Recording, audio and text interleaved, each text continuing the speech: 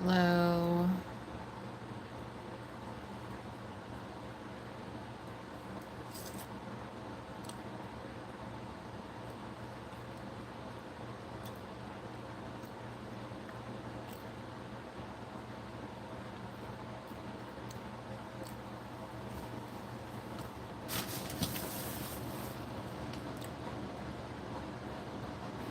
Where's everybody at?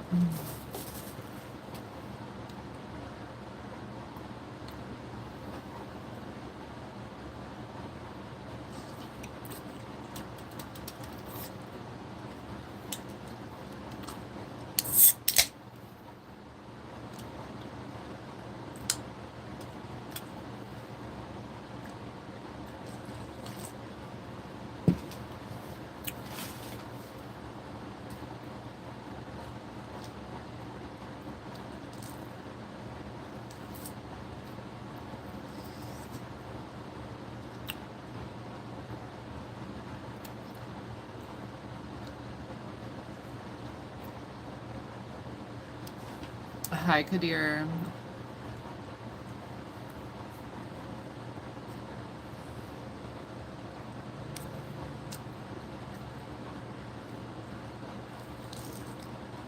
I don't know what that says.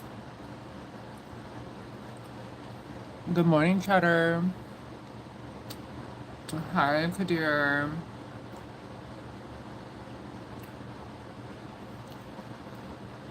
Why do you keep retracting your messages, Kadir? Like, what is going on over there? New subscriber. Thank you, Cheddar.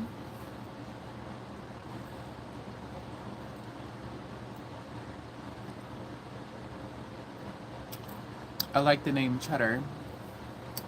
Cheddar cheese.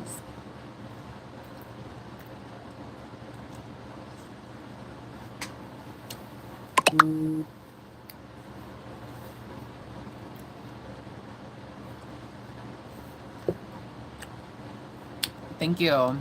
I love them too.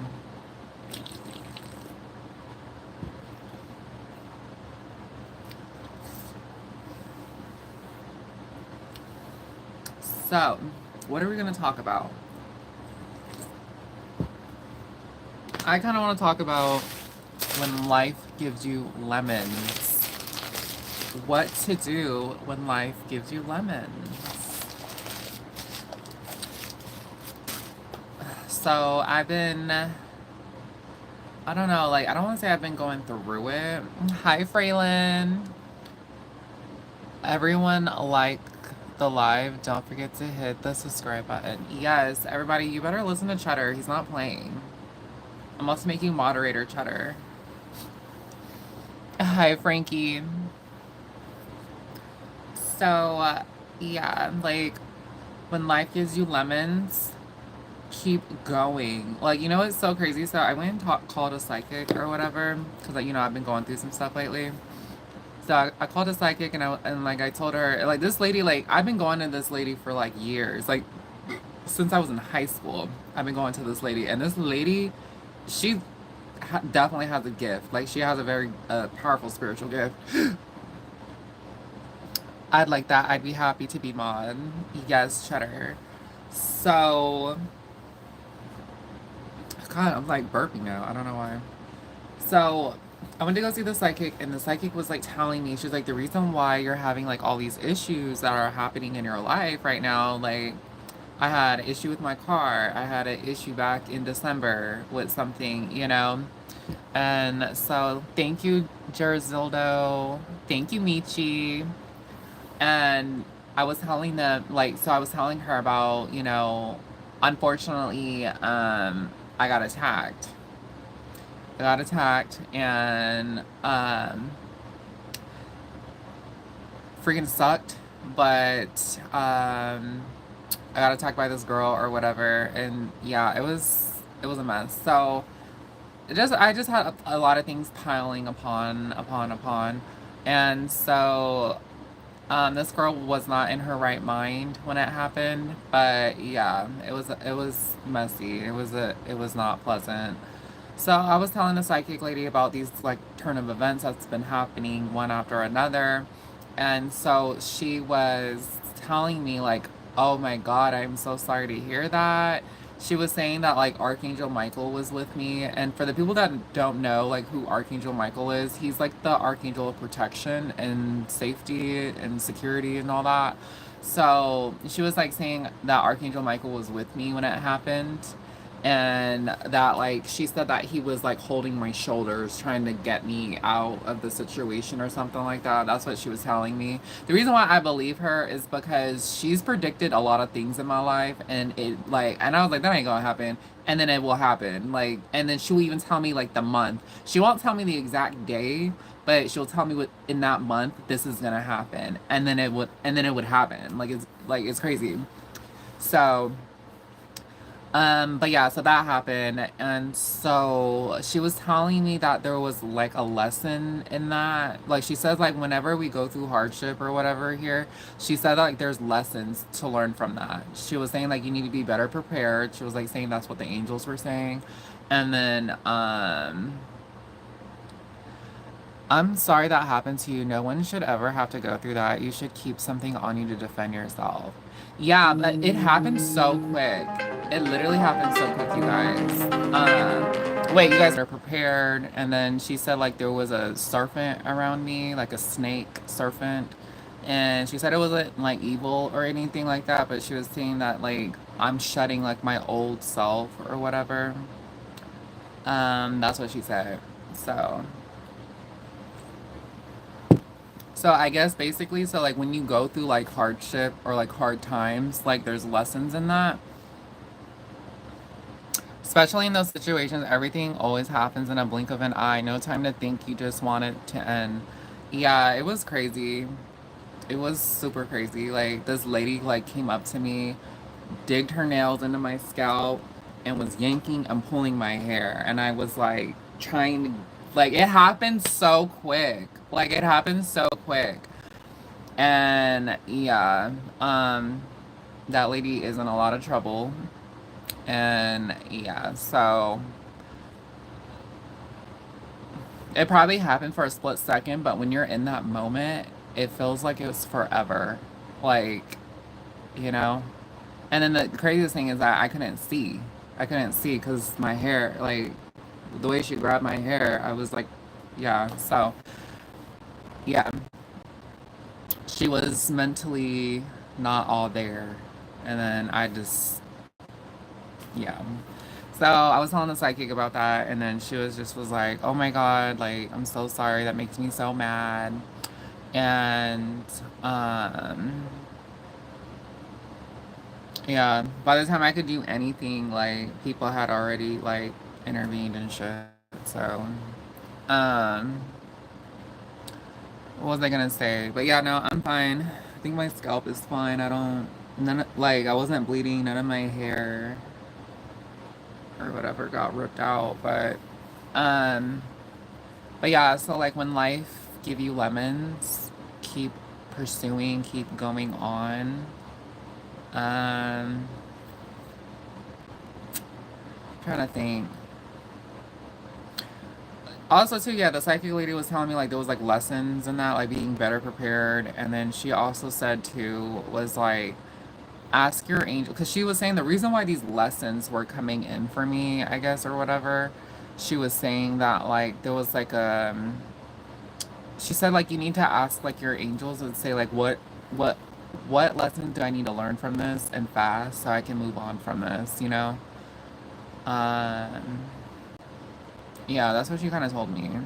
So I guess like when bad things happen, she was like saying to me it was about like karma, like karmic things, and then also too like in past lives too, like sometimes stuff will get brought up in this life. Like it was like interesting, you know? I don't think that's really fair because you don't really remember your past lives. So it's kind of like this is a new life, like new me, like, you know? But I don't know. You're my favorite girl on YouTube now. Absolutely fell in love with your personality. Gonna continue to watch you. Love your vibes. Thank you, Cheddar. That means so much. But yeah, so I came on here because I wanted to do my makeup. I wanted to do my makeup and chit chat and talk to you guys.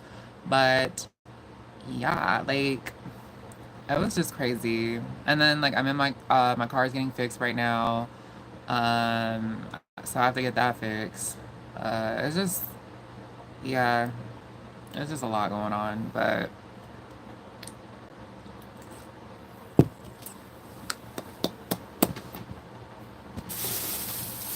see, that's why I love coming on here because like whenever I be going through stuff, like you guys are always here to like support me and like build me back up and everything. And it's just crazy. Like I love it. I effing love it. Thank you.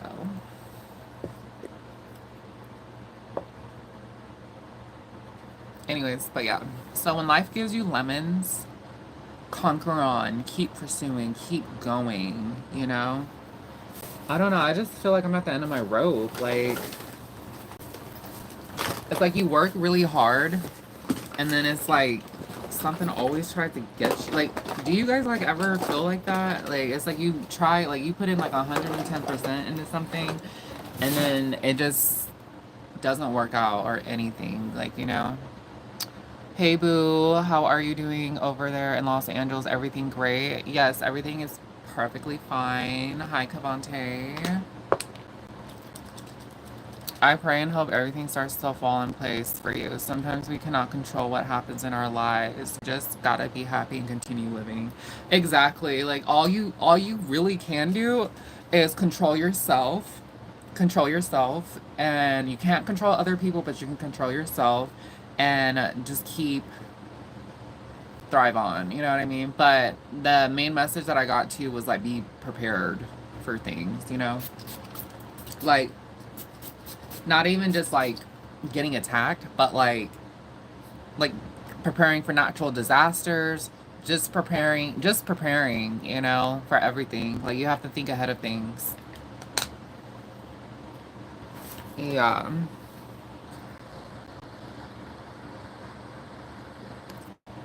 Thank you, Cavante. Hey, Cheddar. So happy I scrolled upon your channel. Thank you, Cheddar.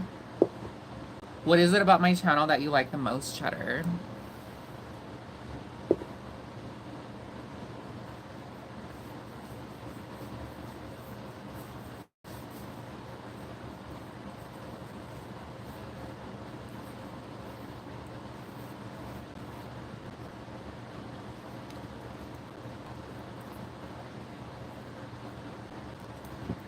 I don't know. I love my face. My cheeks look so chubby.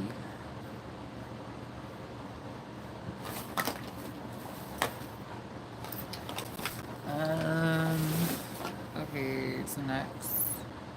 So, but yeah. Um, trying to think like what else.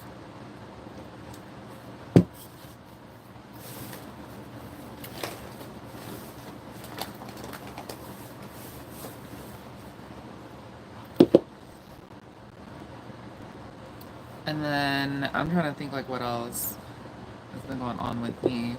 I've been seeing like numbers, like triple digit numbers everywhere I go. Well, what caught my attention was your beauty and then the topics you talk about. I like your smile is everything so gorgeous. Thank you. I want to say like what else has been new with me is like I've been seeing like angel numbers everywhere I go. I've been seeing like triple digit numbers like at least multiple times throughout my day, every day for the last few weeks. I've been seeing 222 or no 222, 333, 444, and then I stopped seeing 555, but the main number that keeps popping up is 222, 333, and 444. I be seeing it everywhere I go, and it's only been like that for a couple weeks. So that was another thing. I told the psychic lady about it. I told my psychic about it, and I was like, I keep seeing these numbers, and I don't understand why I keep seeing it. And she was like, oh, those are your angels around you. They're just communicating, like they're really there. So I was like, oh, okay. And then like so the 222 means like balance, like you're on the right track or whatever, like you're doing what you're supposed to be doing. But then also too, like the 444 means like your angels are there and like you're protected and stuff like that. But then when I got attacked, I was like telling her about it. I said, I've been seeing that number, but I don't understand like why that had to happen to me. And so um, I remember because, you know, I can contact and connect with my angels too. And I was asking them about it. I was like, why didn't you guys protect me from this lady? And then they were like, oh, they said that, well, because she didn't, what did they say? Like, she did have this look to her, but I didn't think she was gonna like attack me, you know? So, but what was I gonna say? They were saying that like if she would have like put you like in the hospital type of injury, but because the injury was so minor, like they said like you're like they said like, you know, we couldn't really do much, but if they were gonna end like if she was gonna end you up in a hospital or something, then we would have intervened. Like that was the message that I got, and that's what I told her. That's what I told the psychic lady. And then that's when she said, no, like Archangel Michael was behind you when it happened. Like he was like trying to like pull your shoulders away and stuff like that. So like that's what she was telling me. And I kind of do believe that because at the end of my reading, she like pulled these cards out or whatever, and Archangel Michael card came out saying, I'm protecting you, I'm here, and stuff like that. So I thought that was cool. Um, but yeah, and then that's when she told me to like there was like a lesson in that. Like you need to better prepare yourself and just know like, you know, I don't know.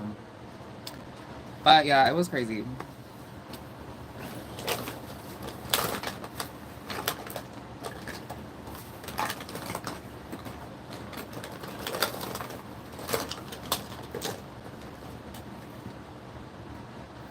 Ooh, cheddar. For the other people that like, you know, I do like readings and stuff on my other channel. You guys should totally like subscribe to that channel. It's Serenity Magic.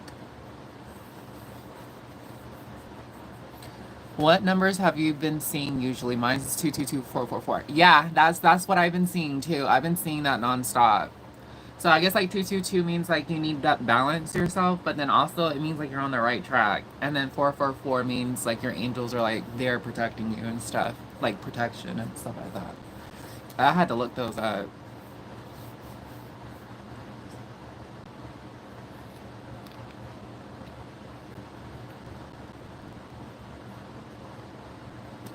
But yeah, so that's been going on with me. I got a weird text.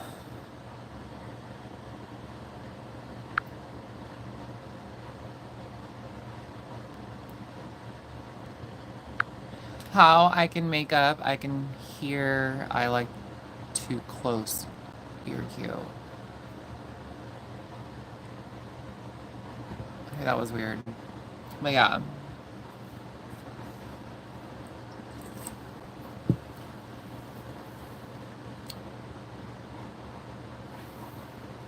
I'm trying to think like so like what else has been new? What's up everybody? Hey Trey, how are you? Oh my god, you like I think you kind of missed it, Trey. Like I was talking about when life gives you lemons, you need to pursue and carry on and everything like that. So I don't know. I don't know.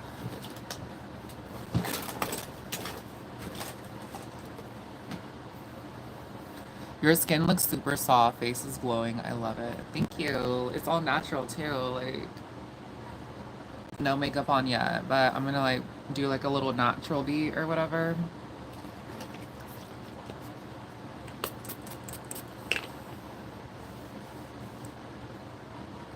Oh my god, why do you feel sick, Trey? You know, that's kind of scary. Like everyone has been catching the flu around, at least around me. I haven't caught it. Knock on wood. I don't even got, oh, I got the floors wooded. Yeah, but everyone around me has been getting sick. And I don't understand and I don't get it. Okay, Cheddar.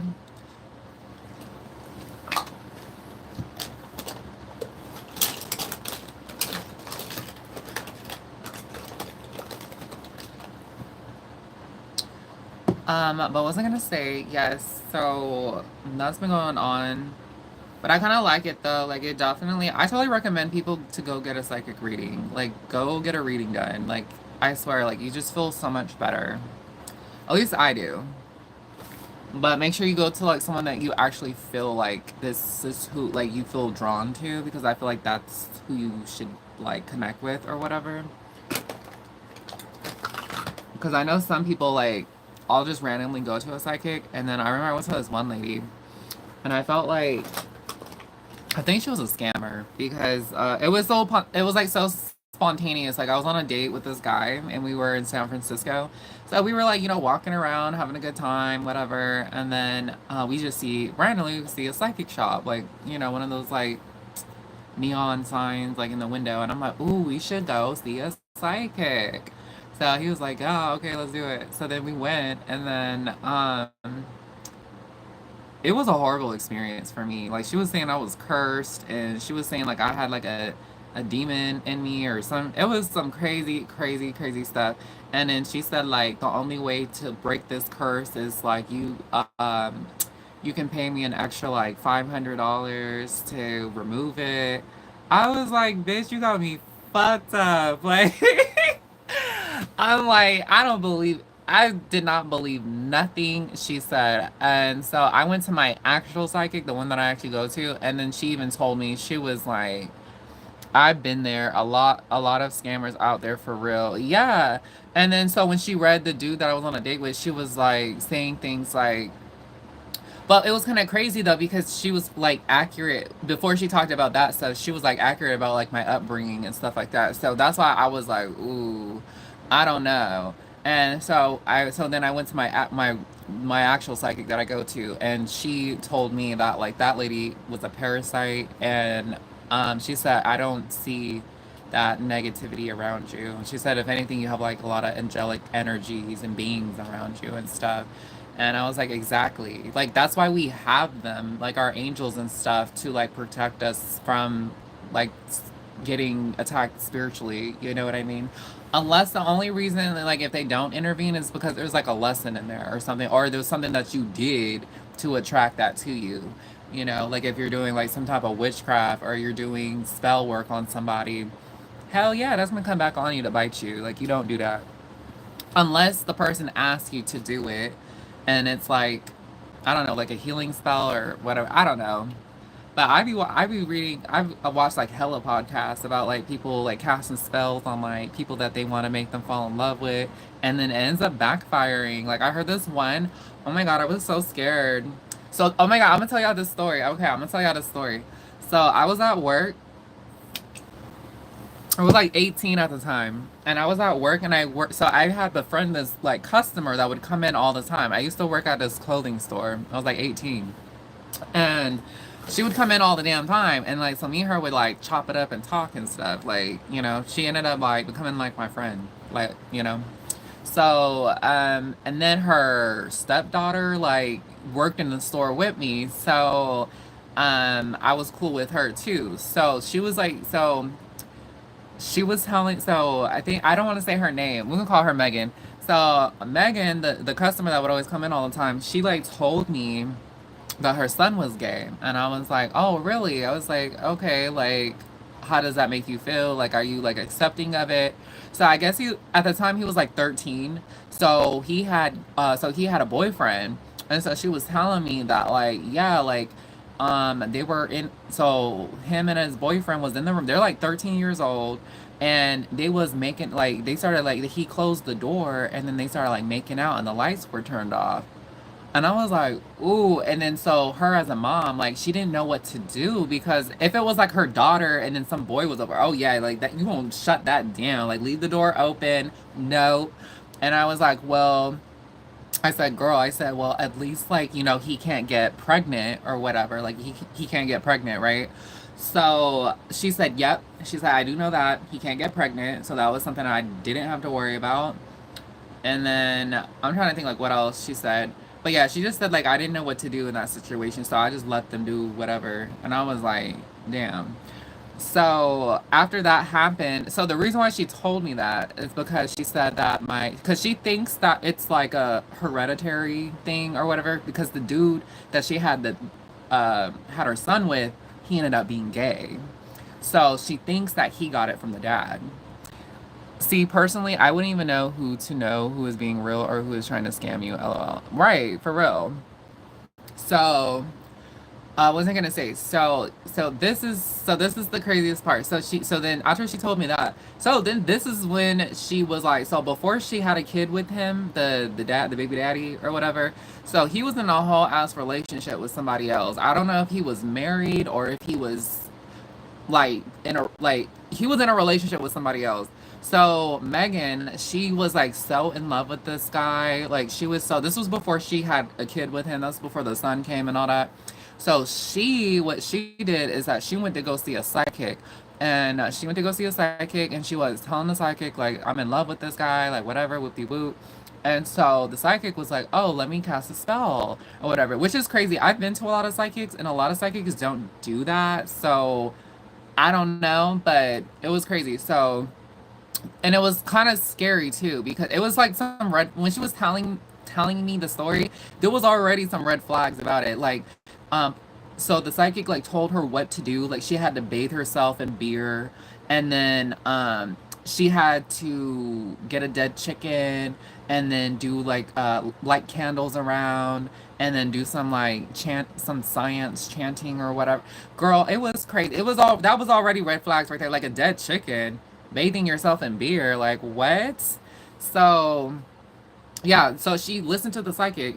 But of course, like Megan was like hella young at that time. So you know how you do like young dumb shit and then like you kind of don't you don't realize like this is going to like catch up to you later on in life.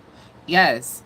So she ends up listening to the psychic. So she goes to the grocery store and then so my coworker that worked in the store that was her stepdaughter, she was like a little girl at the time and so she remembers it. So that's why like um but we going to talk about her later.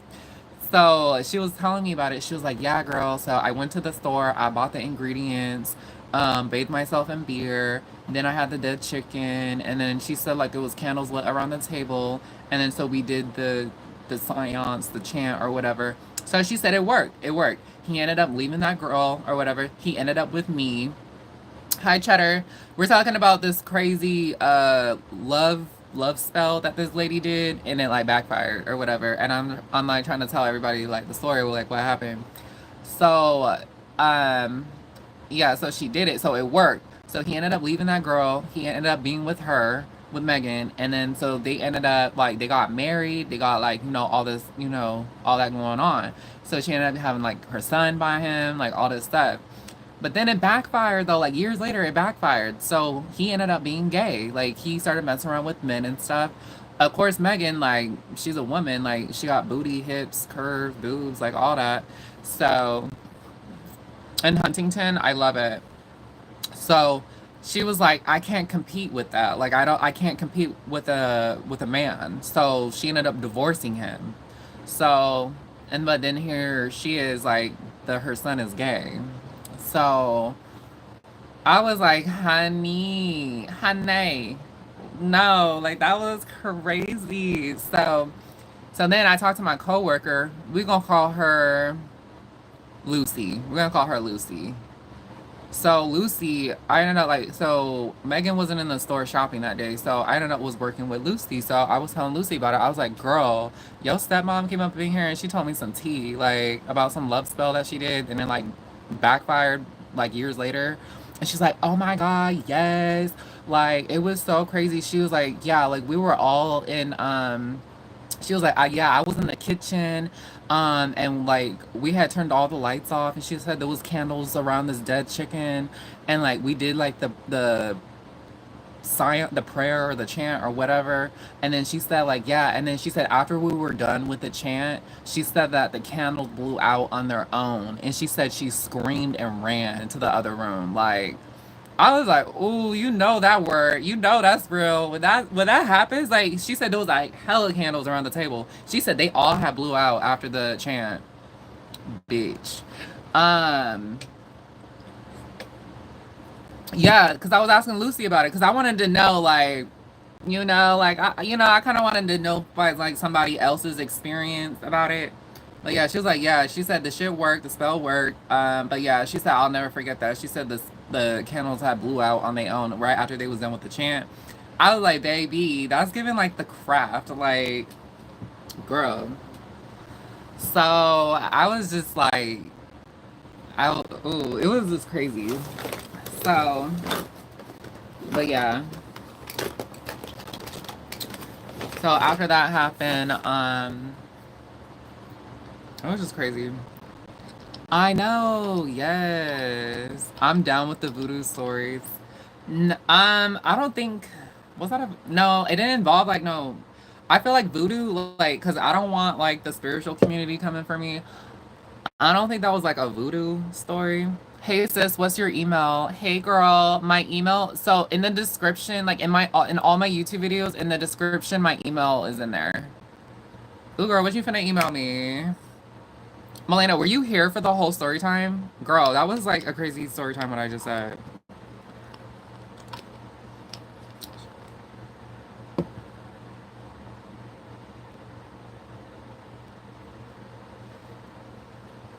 He was like, I'm down with the voodoo stories. But yeah. So what was I gonna say?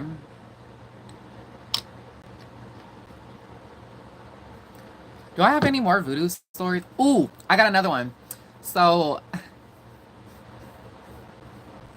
oh man, like yo, I was telling a juicy ass story, Melena, like juicy. Okay, you might have to rewind to watch the whole video back because I don't. I just got done explaining the whole story. Basically, long story short, there was a girl that I worked with, and then her stepmom would like come into the store. I was like 18 at the time, so we're talking about witchcraft or whatever, like people casting spells and stuff. Because we were talking about, because I had just seen a psychic recently, and I had some things happen to me, like I had got attacked by a lady and like all this stuff. So it was just yeah, I've already like talked about it. But so then we ended up like I ended up talking to like my psychic. Usually go to her like twice a year to get like, and she's like the real deal. Like she works with angels, like she's always predicted things in my life. It has always came true, which is crazy.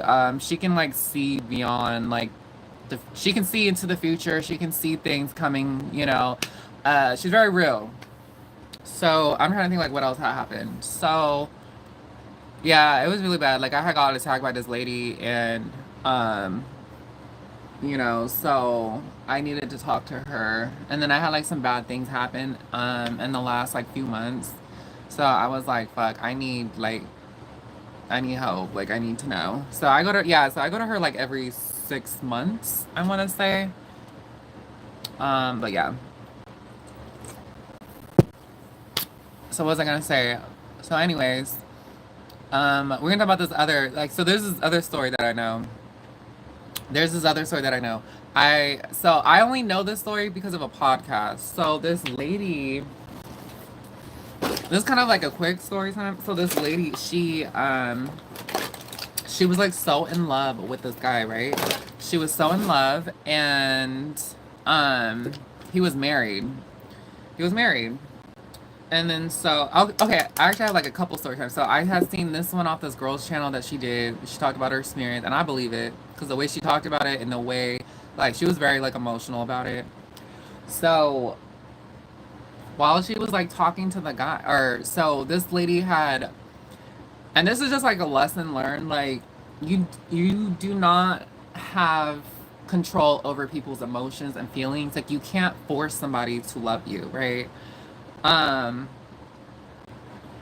yeah. So, you know what? And I think I had cast the spell on a boy once. I was like in middle school. No.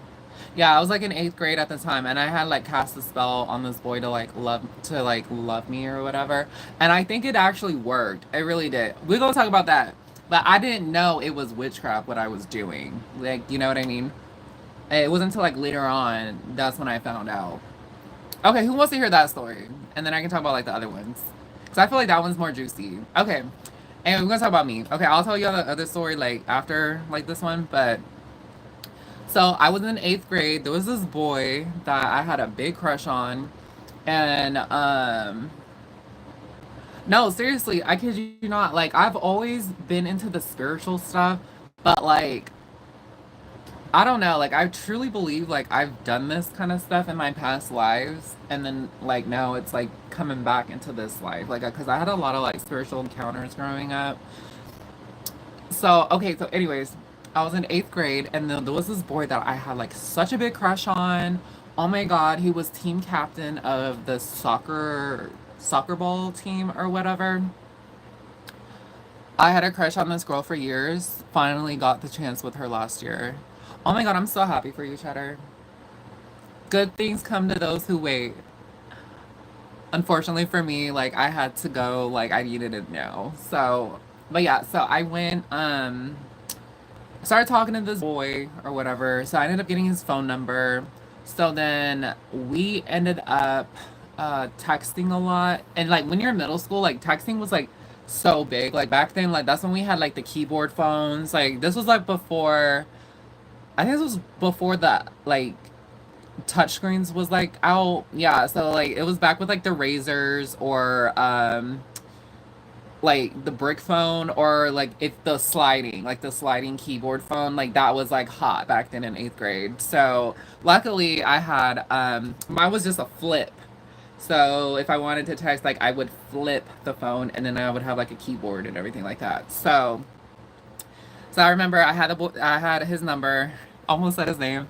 I had his number, and then so I was telling him, so like we got like really close or whatever.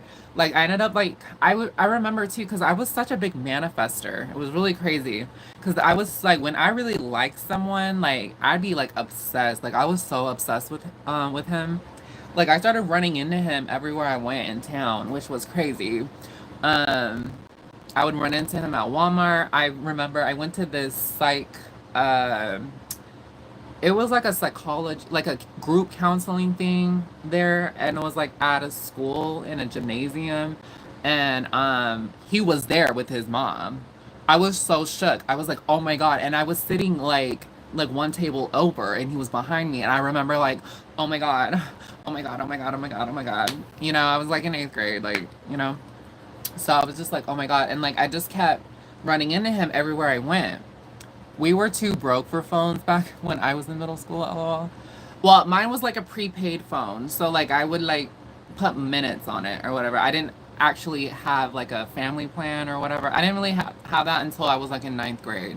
But in middle school, I just had like a little prepaid phone with like $20 on it for like minutes and stuff like that. And then I think each text I sent was like a minute or whatever. But back in the day, though, we had a landline in the house. So when I got home, I would call him off of on that landline or whatever, and then I would just like text him like a couple times, um, like if I was at school or something, like hey, like what's up, or late at night if I couldn't sleep, like I would text him. So, anyways, but yeah, so basically, I ended up trying out for soccer, and yeah, like I ended up trying out for soccer because he was like team captain on the soccer team or whatever. So I just remember like we were talking. I don't like growing up. I kind of went through a lot of like stuff as a kid. You know, like I'm not on here trying to get like sympathy or anything like that. But at the time, like I was still kind of like processing things that happened in my childhood. And so I like opened up enough and like told him about it. And he was very sympathetic. He was very sweet about it. He was very like, oh my God, I'm so sorry that happened to you. Like, that's crazy, you know? Like, he was so sweet. He was so nice to me. And, what was I gonna say? Like, I ended up like really like obsessed with him to the point like, so I would like walk home from school, and there would be like this tree like outside my house. And so one day I had took my key, like my house key, and I carved a heart into the tree bark, and then I put my name, and I put plus his name on the tree.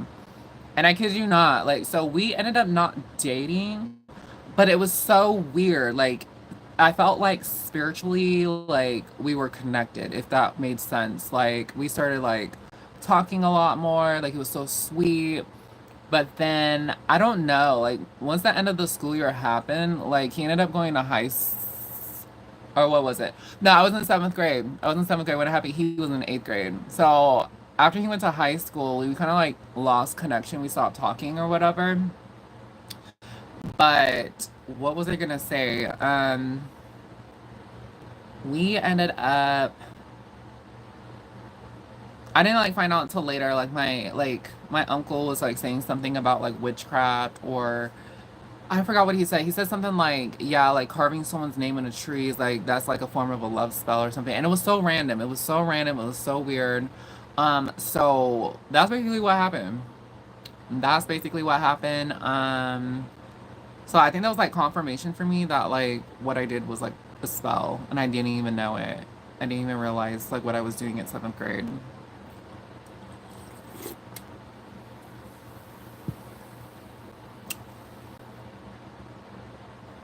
Spooky.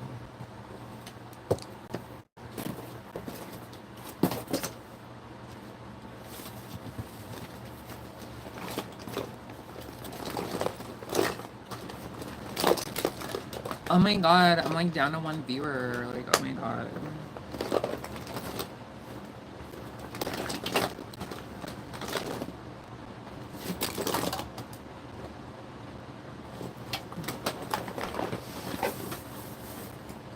I'm thinking, should I start like a Patreon or something like that? Should I do that? I miss the middle school crushes. I don't. I'm glad. I'm glad that shit is over with. Like with all the hormones and yeah, like I'm so glad. Oh my god. But yeah, so that happened. Um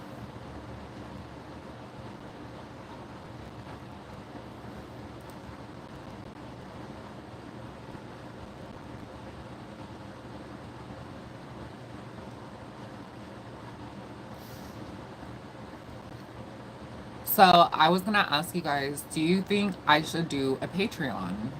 I think I should do Patreon, but I don't know like what videos would you guys want to see like on a paid subscription for Patreon? Like, I don't know. Like what do you guys think?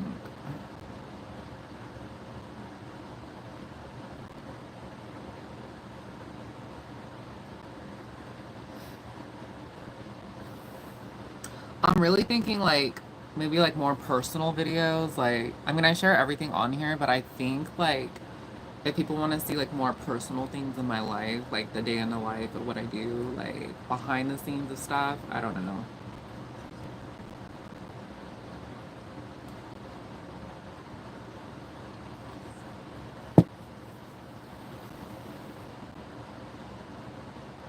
Ooh, yes. I love cosplay and try on haul. Yes.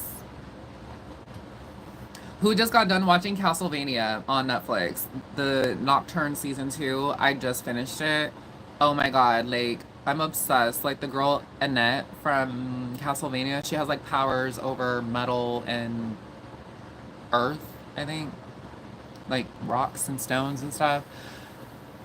I don't want to spoil it for you guys that haven't seen it, but there is like there was like an outfit that she had on that I want to cosplay so bad, and like she was bad. Like whoever like did the like the artwork of the show, they need a raise. Like they ate on that, and that's all I'm gonna say. I don't want to ruin it for anybody else that haven't seen it or seen like, you know. So yeah, I would definitely like to cosplay or try on hauls. Like I love, yeah, like I actually used to do that back in the day. But on Patreon though, I don't know. Like, can you? I don't know. I don't want to get like too naked on here, but yeah.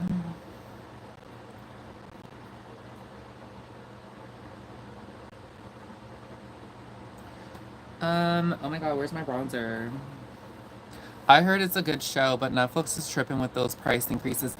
Yeah, and then what is up with like the ads? Like when I'm watching like my show or my movie, like there's be ads in the thing. I'm like, yo, this is already a paid subscription. Why is there ads during like that makes me so upset. Like I'm literally saving my money right now for a super box. And then for the people that don't know what a super box is, it's basically so it's about like $300 or whatever. Um so a super box basically like you connect it. It's like a little like box, and you connect it to your TV, and you can watch unlimited. And it's free. There's no monthly fee to it. Like you buy the box, and then you have access to live screen TV. And hey Bianca, what's up, girl? What's tea? A try on haul would be super hot. My second most viewed video is the Victoria's Secret try on haul video. Um, so maybe like I don't know, like if y'all want to donate me some money or whatever, I'll go to Victoria's Secret and buy some new stuff and then like do like a try on haul like in this video or something. I don't know. What doesn't sound right? You pay for the ad free one, right? Yeah, like I pay every month for Netflix, and then like there's still ads playing in my thing, and I think that's so not cool. That's not right. Now if it was like Tubi or like a free like platform like Tubi or something, then yeah, I can understand why there's ads. Like they need to make their money somehow. You know what I mean? Hi Bianca, like the live. Ooh, yes, Cheddar. Go do that, Cheddar. Do it, Cheddar. I'm about to make you moderator. I'm about to promote Cheddar to moderator. Great idea. A sexy try on haul with hot music. See the down. Okay, that might have to be like for Patreon or I don't know. I don't really know what are the rules, but hot sexy music. I would love to do. What was I gonna say? I would love to do like a try on haul, but it's copyrighted music, And unfortunately, like all the videos I do, they're monetized. I think he's talking about this live, Bianca. So, what was I gonna say? But yeah. So I'm thinking like something like that would be really cool.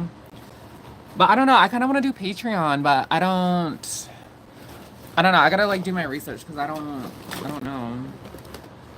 Because I'm thinking like there's sexy music that is non-copyrighted music. Oh, okay, yeah. Okay, yeah. I'm gonna have to look into that. See, that's what I stay watching DVDs and Blu-rays. LOL. Yeah. At least for me. Yeah. Yeah. Oh my god, where's my bronzer? I like mostly R&B freaky music. So do I. I'm an R&B girly. I am a R&B girly for sure.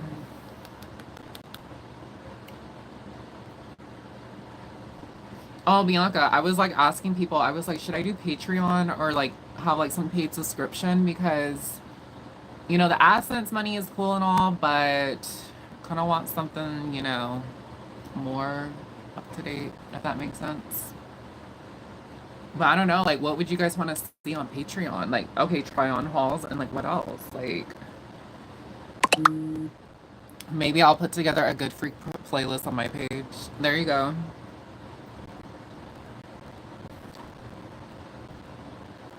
Where's like my little stripper shoe at? It's like around here somewhere. She's dancing like a stripper. Somebody come get her. I don't want to get copyrighted for that. I'm pretty sure there are sites where you can use non-copyrighted music. Yeah, I think so. I just have to like play around and look at it or something. Because every time when I go on live, like I just feel like it's so boring. Like without my music. I think as long as it's like something, then nothing, you know what I mean?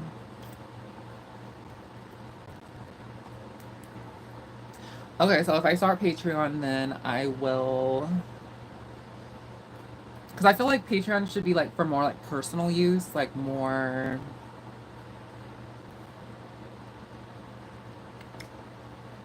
Like you guys get to see like more like personal things in my life. Like, and then I think too, like, where I talk about more like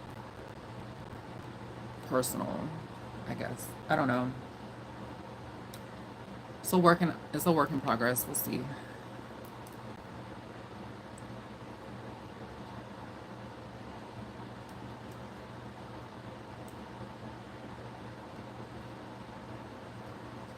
Because shit, if Netflix is over here putting ads on paid subscriptions, like, I guess I'm not doing something right. Have you considered telling the stories of other trans people or other interesting trans related people? Yes, girl. I'm actually doing a video right now where there's this TikToker. She's a very beautiful, passable trans woman. And she's being sued right now by this dude she was talking to. Like, I guess he bought her like hella furniture. He bought her hella paid all her bills, paid for her apartment rent, bought her furniture for her apartment. And I guess the guy thought she was a biological girl or whatever. And then so she ends up, like, after he had did all this stuff for her, like, she ends up telling him like, I'm trans. Girl, he was so mad. He was like, I'm taking you to court and I'm suing you. Isn't that crazy? So I'm doing a video right now on that, but it's crazy. I would definitely pay to see a thong try on haul. I'm sure you would, Cheddar. I'm sure you would. You know, I'm thinking about doing OnlyFans. So I'll do like some real try on hauls for that video, but we'll see. You should take it as a lesson learned. That's what I'm saying too. Like, why are you spending all your money on a girl that haven't done nothing for you, or like, especially on somebody you don't even know? How about Gwen Arajo? Oh, are you talking about Gwendolyn? That movie. Are you talking about that movie, A Girl Like Me? Is that who we're talking about? That was sad. I seen that movie, like, I was like 8 years old when I seen that movie. It was like on Lifetime. Yeah, about these guys, like, one thing I can say about these guys is don't spend all your money on somebody that you don't know. Like, yes, you know what? You know what? I should do like a video on that. We really should. That's what in today's economics and stuff, like, yeah, I really feel like for you men out there, like, stop spending your money on women. Like, I genuinely feel like if, I don't know. I don't know. I don't really know what to say because I'm not a man, but stop spending your money on people you don't know. There we go. Now, if you take, you know, if you were like, hey, let me take you on a date and, you know, buy, like, you know, you take her out, buy food or whatever, that's on you. You know what I mean? But like, if you just going out your way to be buying furniture, like a whole furniture set, you paying somebody's apartment rent, like, that's doing too much. Like, that's doing way too much. But yeah, I'm gonna do a video on that. And there's like a lot of like straight males on here doing reacting videos to that. So I don't know.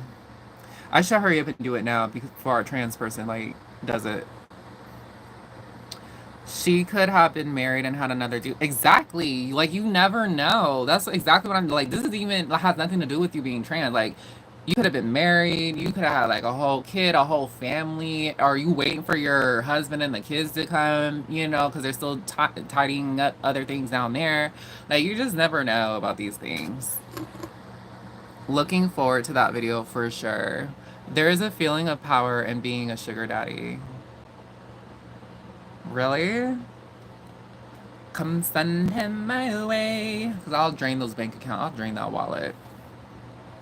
Like, I understand if that your girl or guy, that's different. Right, that's what I'm saying. Like, if you in a committed relationship, y'all solid, y'all locked in, then, you know what I'm saying? Especially if y'all living together, like, your money is my money is your money. Like, you know? The misconception is that money equals attractiveness, but it is superficial. Yeah. I like how you are so full of energy today. You obviously had some good breakfast and coffee.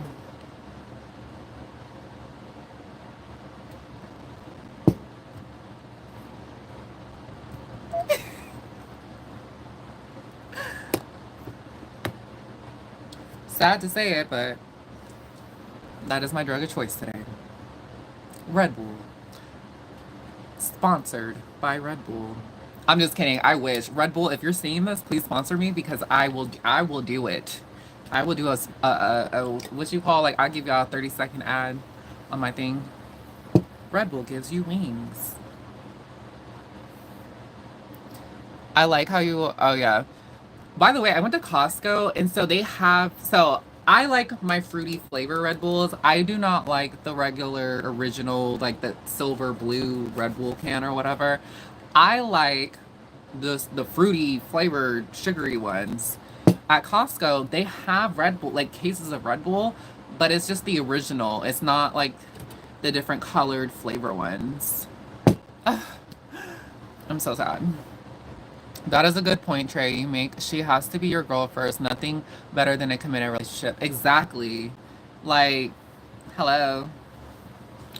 Those energy drinks are no good, lol. I know, and I'm trying to quit. I'm trying to stop. Because, like, usually, like, when I first started drinking these, I was drinking, like, 2 of these a day. But then, like, I don't know. Like, I got, like, the next day, I would feel, like, depressed and sad. Like, I don't know if they do something to, like, your chemical emotions or something, but I'd be, like, really depressed and sad. You should try Alani energy drink. Okay, y'all, I'll try those. I agree about the drinks. Yeah, you're not the only one. Like, I've had people tell me, like they're bad for your heart or something like that. Um, but what was I gonna say? Yeah, I had 2 of these, and then I had some coffee.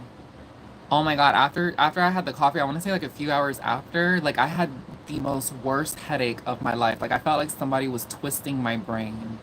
Like, and I think that was from the withdrawals, from the caffeine withdrawals or something, because I had like 2 Red Bulls and then I had coffee.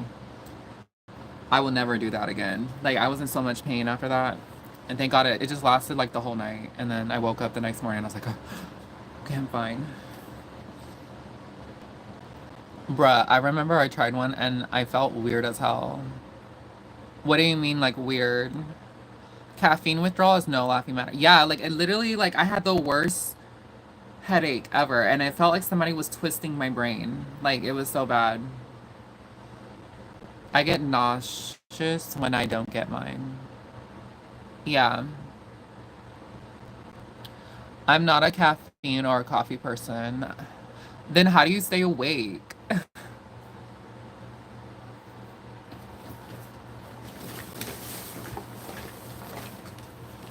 Somebody call 911. Y'all, I should have been done with my makeup, but I've been talking this whole time. Like, I'm dead. Somebody call 911. Yeah, I'm really thinking I'm gonna do Patreon. But I don't know, like, I think... How much should I do, like, Patreon? Like, $10 a month? That's, like, how much a subscription is anyways. Like, I think $10 a month is good. Or is that, like... Or is that, like, too much? I don't know.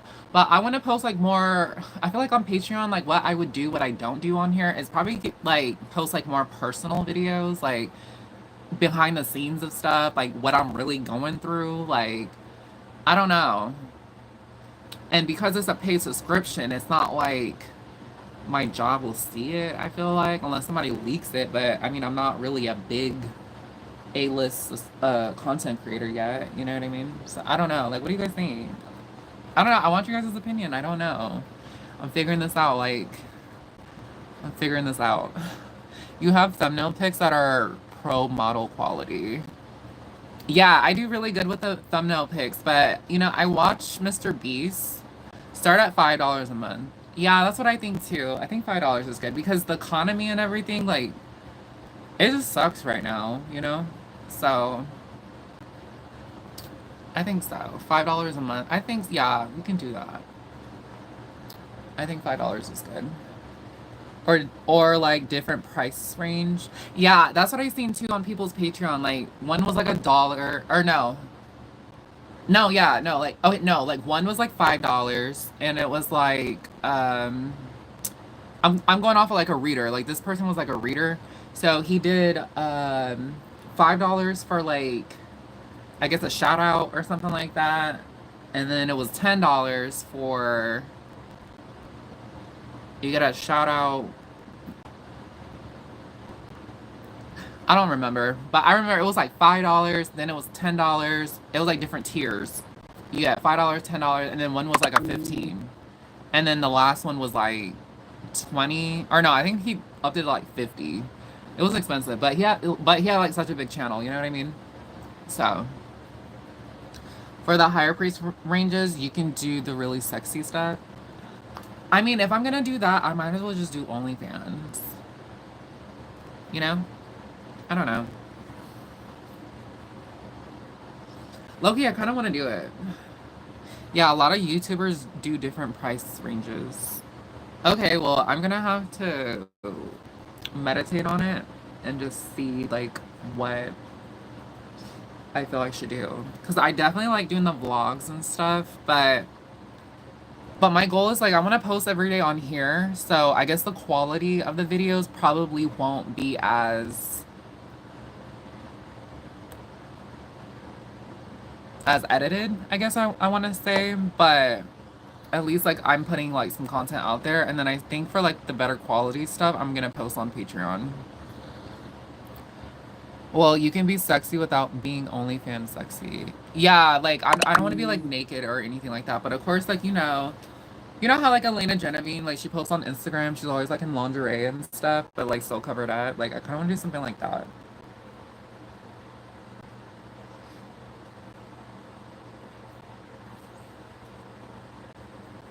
Because I feel like too on this channel, it's really surprisingly, but a lot of men, like a lot of like men that are attracted to trans women, like they're like on like they're always messaging me on here, and I'm just like, oh my god, like, and I was like, when I first started, I was like, I'm here for the girls, like for the girls and stuff, but now it's like more guys than girls, women on here, so I don't know. More vlogs. Yeah, I think I'm gonna do like post like more vlogs. I think because on the Patreons, like I want to be like very raw and like real with you guys, so like you guys can actually like really see like my personal life. Maybe ooh, even like maybe like my dating life or something. I can post that on Patreon too, like for like to get like the more juicy, like detailed stuff or whatever.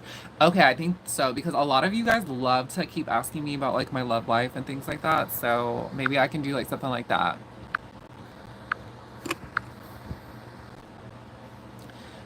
There's a girl named Ifrit who used to post yoga videos that guys were turned on by her body because here to do a sexier YouTube and actual on her OnlyFans. Ooh, okay. She is cis, by the way. Of course. But yeah, like I can definitely do something like that. I think that'd be cool. And then like I guess like on the Patreon I can talk about like things that like really happened to me or, stuff like that. Yeah, I think that would be better. I think I like that. How many times a week do you well, you guys are probably gonna say every day, but I don't know, like probably like maybe like 2 videos a week for Patreon.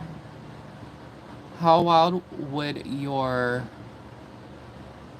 how wild would what get? I don't know. I don't know what that means. You should establish boundaries. Hmm. Yeah, I think so too.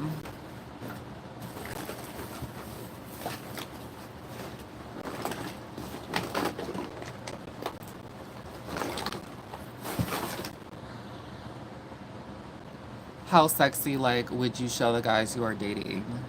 Oh, I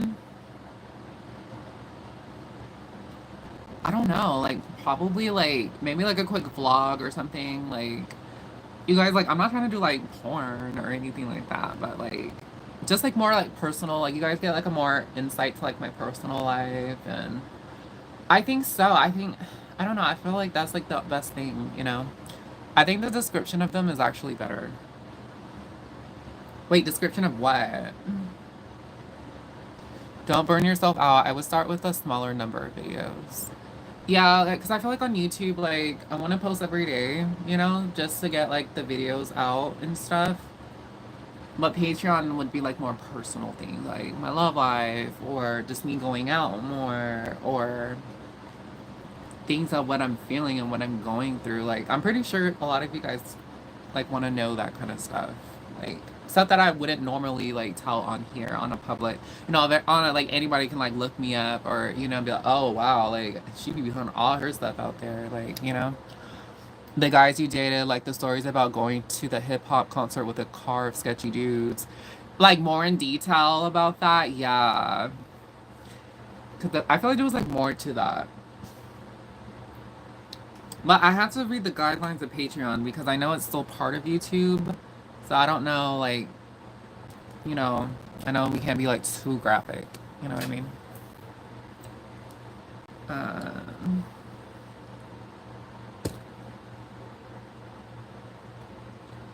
Also, too, after this live, once I'm done with my makeup, I'm gonna go to my psychic channel and I'm gonna go live and do astrology readings for everyone. So starting with Aries all the way through Pisces.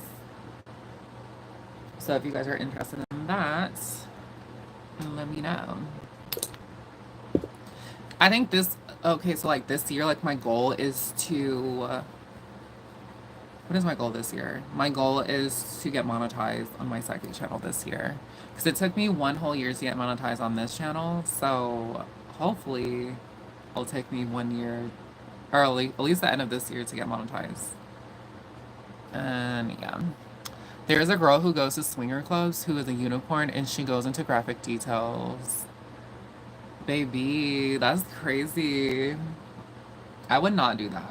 I cannot be a unicorn. I've been offered to be a unicorn actually a couple times, but I'm not into women, so like I can't do it.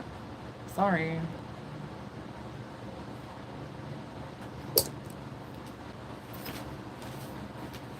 And then I feel like too, if you're a unicorn, like what would you get out of it? I mean, really, like you're getting used by a couple.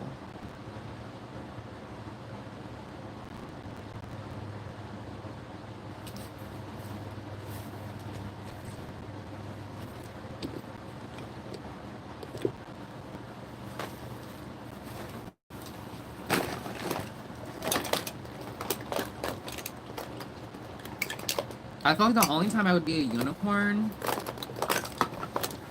is if I'm getting paid like 6 figures to be a unicorn. If I'm getting paid 6 figures, I might do it. You know how there's people like gay for pay? I would have to, like, I would be gay for pay. Like, I think being desired is the main attraction of being a unicorn. But you could be desired, like, at a strip club, like, or you could be desired, like, on a OnlyFans or something, or be like a webcam model or something. Like, you know what I mean? Like, I'm not saying to do that, but I'm just saying there's other ways you could feel desired and still get paid. Being a unicorn, I don't know. Y'all gonna have to, like, I would have to be, like, anonymous. There's gonna have to be some NDA disclosures. And y'all gonna have to pay me, like, at least 6 figures. Like, come on.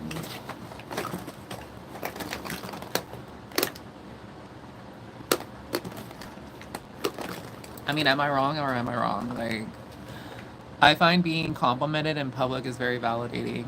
Oh my god, I'm gonna tell you guys this crazy. So, back in the day when I dated Raul, you guys, like, me and Raul would go out every week. And so we went to this restaurant and we were having some drinks or what. This was years ago. We were having drinks and stuff. I'm too innocent. What's a unicorn?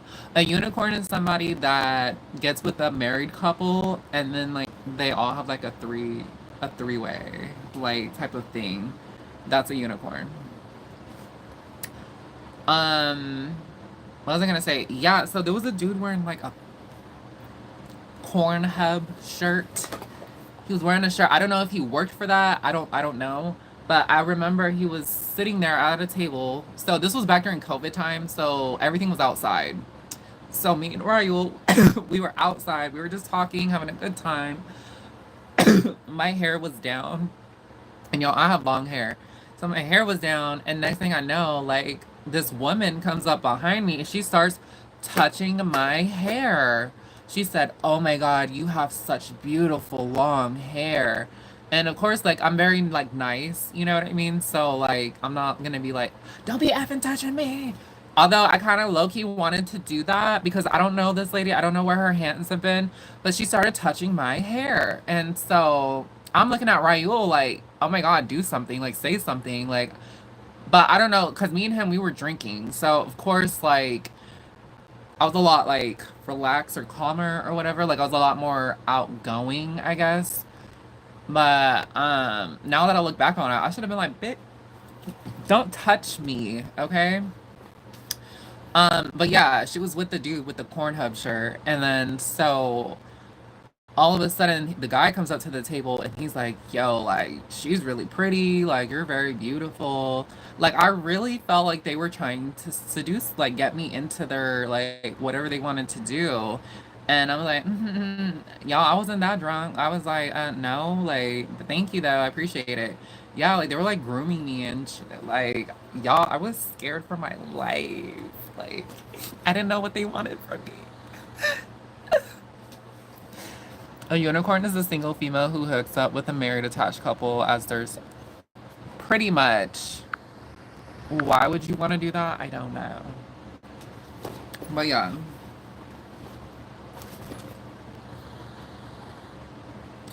I've had my raped by women in public. I've had that happen, but they've always asked me if it was okay. And they knew that they were fake or something like that. And then I'd be like, "Yeah, girl, go ahead, touch him." But, oh, I don't think I've ever had that. I've always had people say, like, you're very pretty and stuff, but, like, I've never had someone, like, grope me like that. Oh, girl, I would, like, tell them straight up, like, no. But the only time they, like, touch me is, like, if they know, like, my boobs are fake or something, then they'll be like, "Oh my God, can I feel them?" And I'm like, "Yeah, girl, go ahead, feel them." But that's about it.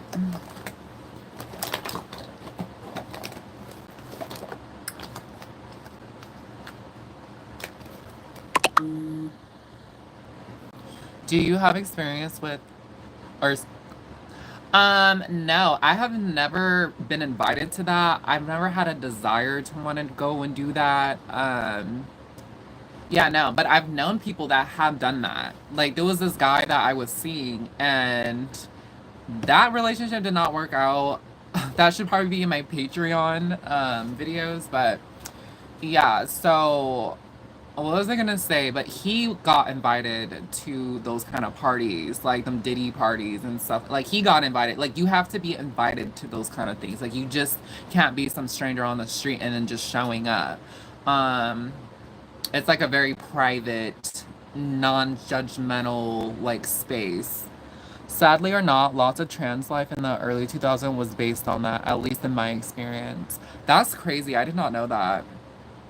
But what was I gonna say? But yeah, so, like, he got invited to those kind of things and, like, to, like, hotel parties, penthouse, like, hotel where there's, like, stuff going on and things like that.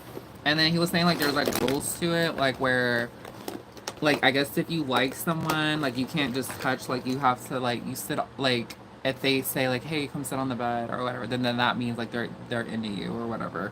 Like, I guess there's, like, rules to it, and, like, you can't record, you can't have your phone out or anything like that. Hey, Brendan.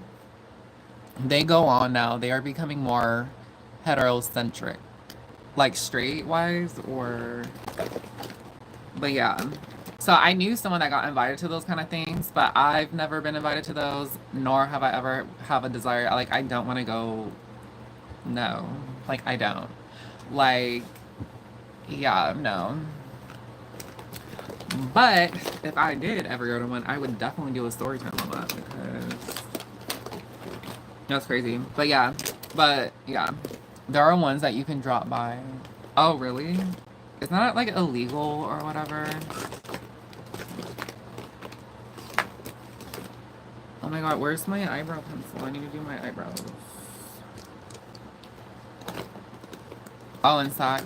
You know what? I truly believe too in San Francisco. I'm pretty sure there's probably some in San Francisco. You just have to, like, Google it or just ask around or something, and I'm pretty sure they got something like that.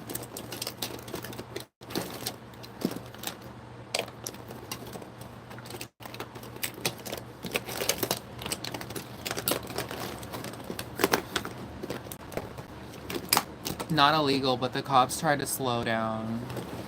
Um, the power exchange has been open for like 25 years. Bianca, have you ever like been in there before? Like,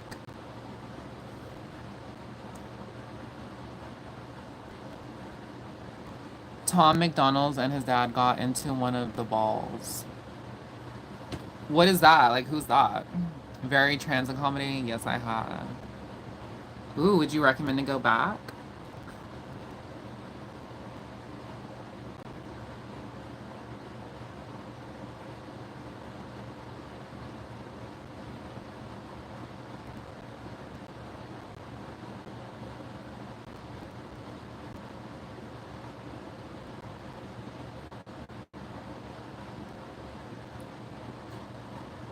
Tom is a very mega rapper.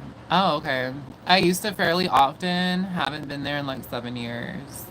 Girl, be careful. I heard Sacramento, or no, I heard, yeah, I heard Sacramento is like #1 for like STDs and like stuff like that. It's not San Francisco, it's Sacramento. I did not know that. In California, it is Sacramento is #1 for that kind of stuff. So I would be careful.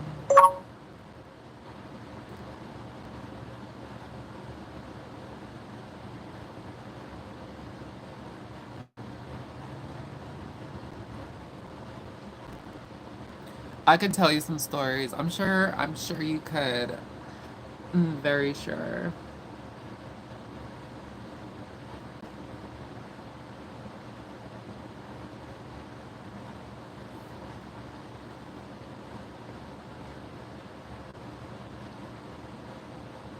They mirror yours. They mirror yours in some ways. Who mirror? Like what? Somebody's mirroring my videos? Isn't Sacramento the start of farming California? I don't know. That's a good question. I really don't know that one. Sacramento is a big old city. The stories I have are similar. Oh yeah. Oh yeah.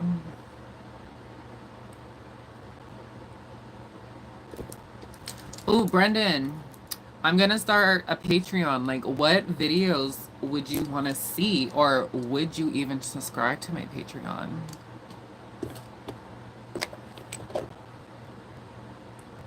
They know we are tea, but they still flake out. Oh yeah.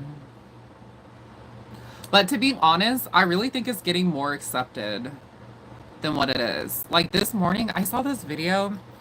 So I don't really know. So this is my opinion, you guys, but I saw this video this morning and it was this straight cis woman or whatever. And she was like going around on a school campus saying, since Trump is in office, he's trying to ban transition, like he's trying to ban children, minor, like, you know, from them transitioning and stuff, because I guess a lot of them end up regretting it or something like that. She was going around like asking people about like we should stop this, like this is mutilation and like all this kind of stuff. And in my head, I'm like, girl, I don't know, money is an issue and the wife manages it. Oh, okay.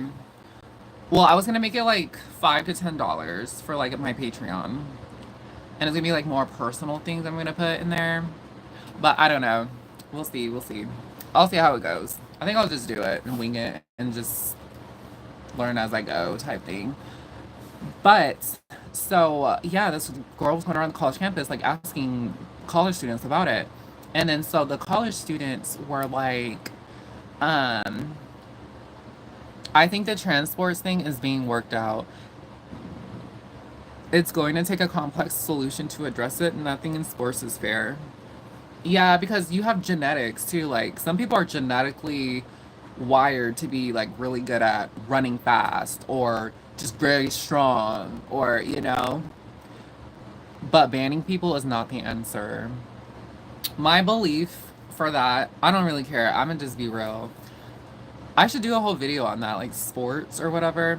But my belief is like, if you're in the middle of transitioning and you have not, like, you just started hormone replacement therapy and you're competing with like biologically cis women, born women, I feel like you have an advantage. Like, you have testosterone pumping through your body. I don't think that's fair. Like, it's not fair. Like, you have the upper advantage. Now, if you've been on hormone replacement therapy for like a couple years and like your estrogen level is high, like, like you don't have any testosterone pumping or whatever, then I feel like you can compete, but you're gonna have to be on hormone replacement therapy for a while in order for your body to the muscle mass to go back to like a softer, um then I think it's okay. I feel like, because for me, when I was on hormone replacement therapy, I lost all of my male strength. Like, I'm not as physically strong as I used to be. Like, I can't even lift things up like I used to. Um so that's my thing on it. That's my belief. Now, the ones that were in high school, like the ones that like the mom was like complaining that, like, because I guess her daughter was like trying to get a full-on scholarship to, because she was a track runner or whatever. There was like these two like high school people. Yeah, there was like two high school students that identified as a female, but they were like all male. You know what I mean? Like, they didn't even start hormone replacement therapy or anything. But I guess because of the laws, I guess they had the right to participate because that's what they identified as. And then so they were like showing the race where the woman's biological daughter, she would like win. She dominated in varsity for the girls. But then once those two people came along, the trans people, they were outrunning everyone. And they just started hormone replacement therapy. And then one of them wasn't even on hormone replacement therapy. And then they were winning like all the medals and stuff. And I think that's not fair and that's not right at all. Unfortunately, we're at a time where like we're trying to figure out sexuality, we're trying to figure out, you know, who's it for us, but I think it's not fair. Like, when I did sports in high school, I ran with the males. Okay, I did cross country and track all throughout high school, and I was on the males team, unfortunately. But that's what I had. That was what my hormones, I didn't start transitioning until after high school. But yeah, so that's my thing on that. We can measure testosterone. Yeah, of course, we can measure that. You know, I don't think it's fair. I don't agree with it. I don't think it's fair, and that's just my opinion about it. In cycling, some riders have naturally higher red blood cell levels, but the ones with lower ones could cheat with drugs and get better results. Exactly. So, I know Blair White talks about this kind of stuff too. Um, I seen this one, oh my God, I saw this one, like, I think it was on TikTok. I seen this one, autistic, like mentally incapable, cerebral palsy, mentally incapable, person in a wheelchair. This person, it was a biologically born female, and she was handicapped. Like, she couldn't even speak. I don't even think she even knew what was going on. But the mom was like super liberal, and they made her daughter like transition into a male, like taking testosterone shots, and then like had her breasts removed, you guys. It was so, I was so like thrown back. Like, this person is not even capable of saying like what you want. You know what I mean? I'm not trying to misgender this person. Yes, Blair White. Yes, she did. She did a whole video on that. I thought that was crazy. That was so sad. Like, I really was like, what on earth? Like, I didn't watch like the whole background of it, But I was shocked. I was like, I don't feel like that was right. I don't think that was right at all. I think, I don't know. I don't feel like that was right at all. I confess that I have seen pictures of you running track. Bitch, where? Please don't say my school. Please don't. I don't want my business being out there on the internet like that. Please do not say where I grew up, and please do not put the high school that I went to. How did you see pictures of me running track? Oh my god. Thank God I came out, 'cause people will use that. You don't get that transition without doctor's approval. Yeah, like surgeons had did it, but I'm still confused. Like an autistically like incapable person of like saying, well, like this person's like conserved. Like it's like this person's conserved. Like they're incapable of taking care of themselves. So it's like I don't know. It's like vegetarian cats. You know who's in control. I don't know. I just think that it's like extreme. You know what I mean? Like for me, I knew what I wanted. Like I knew that this was for me. Like I did everything on my own. You know what I mean? Like I told my family what I was gonna do and then I was gonna do it. Like I took the steps to do everything. You know what I mean? Like I didn't have my mom or my dad or my grandmother holding my hand when I was signing up for these surgeries and like I was by myself. Like there was times where I was in tears crying because I had nobody there with me to support me when I was getting surgery done. Like how scary is that?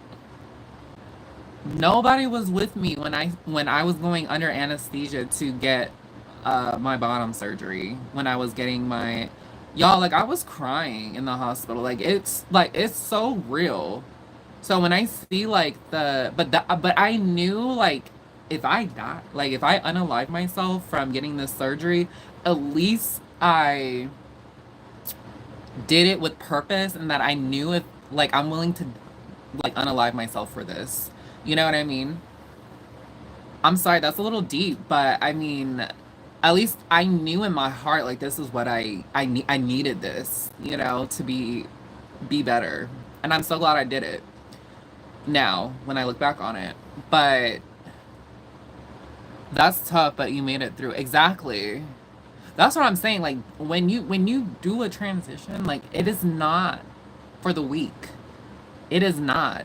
So when I see like an autistic girl like like got her breast removed, like and she can't even talk or I don't know. It kind of makes me upset because I don't know. I don't know what's going on. I don't know. I try not to judge, but to me that just didn't feel right to me.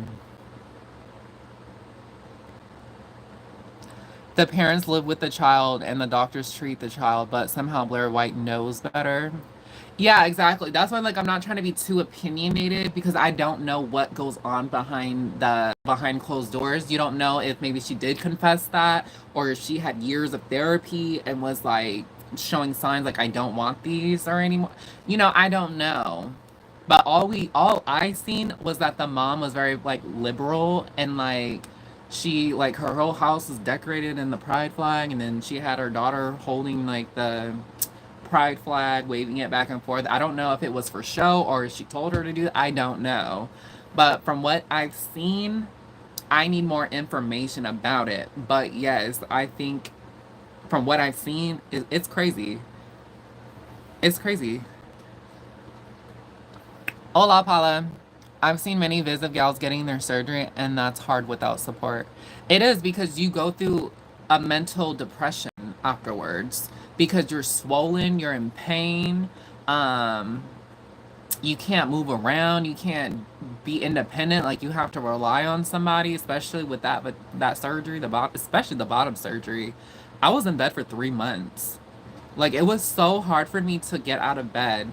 I remember when I was on disability and getting my disability checks, I had my girlfriend come pick me up from my house and I'm like, girl, let's go to Walmart. And this was during the pandemic. So like, we were all out of a job, you know? So I remember I would have my girlfriend pick me up.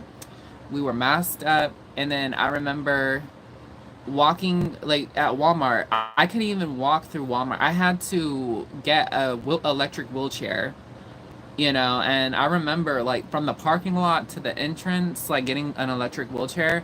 I was so out of breath, you guys. Like I almost like fainted.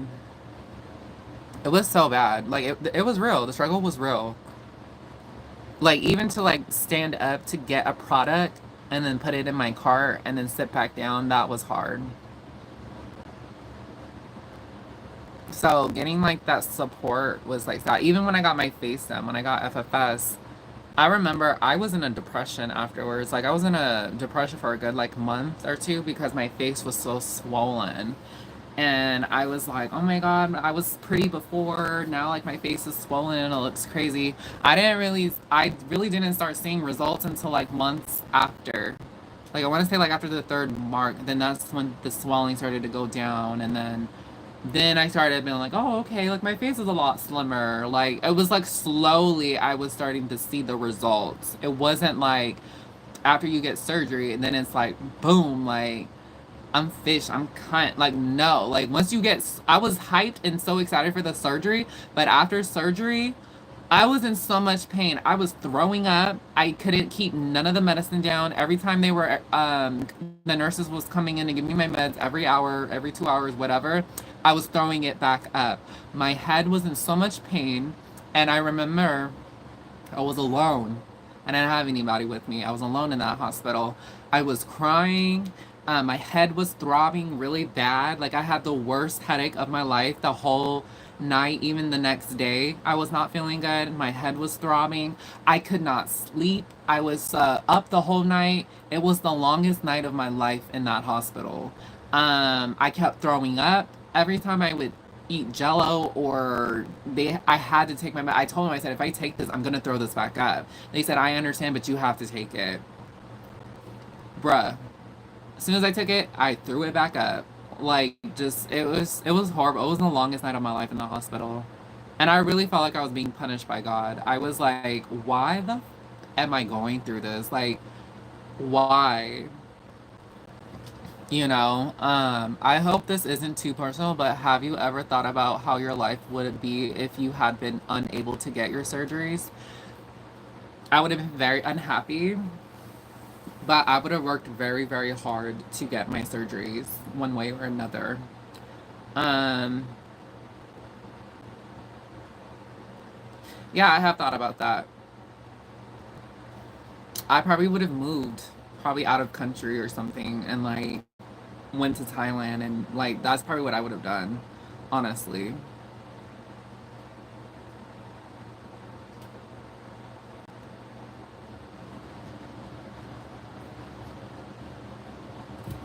I'm sorry, like that's so deep. But I'm telling you, like, so like when I see like people going through it, like with their families and stuff, I'm just like, is it really worth it? Like,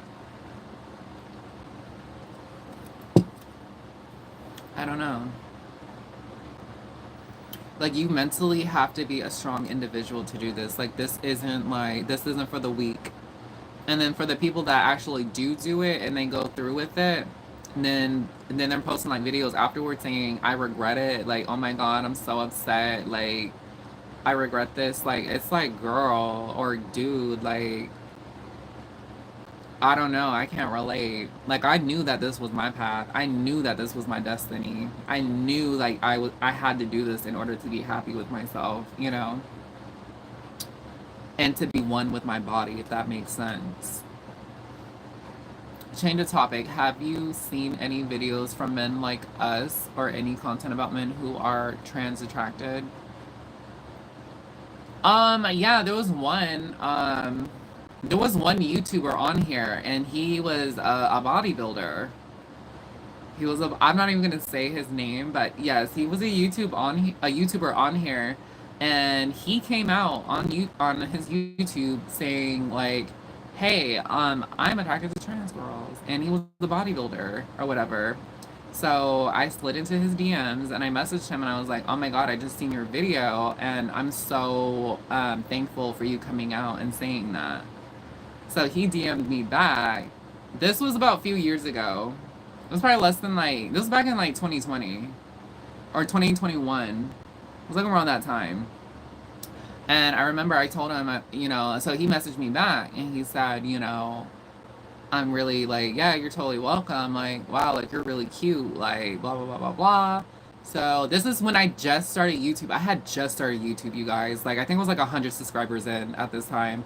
And I remember I was hitting him back. And then so I started doing my YouTube. And then I would like he would message me, I would message him. Shit like that. And then I don't know. Once I made it to 1,000 subscribers, I ended up like surpassing him on his YouTube, and then that's when he stopped talking to me. And I think he got jealous or something. And then, cause he was posting like every day, but he wasn't growing, you know. But I was growing. So yeah. And then he kind of sent me some pictures, and I wasn't into it. Let's just say like that. And then that was the end of it. The only famous person I know of is Jim Norton. No, it wasn't. I don't know who that is, but no, that wasn't him. I'm very attracted to trans gals as friends. The stuff makes me pretty asexual. You know what? I really feel like I'm on that point. I really am.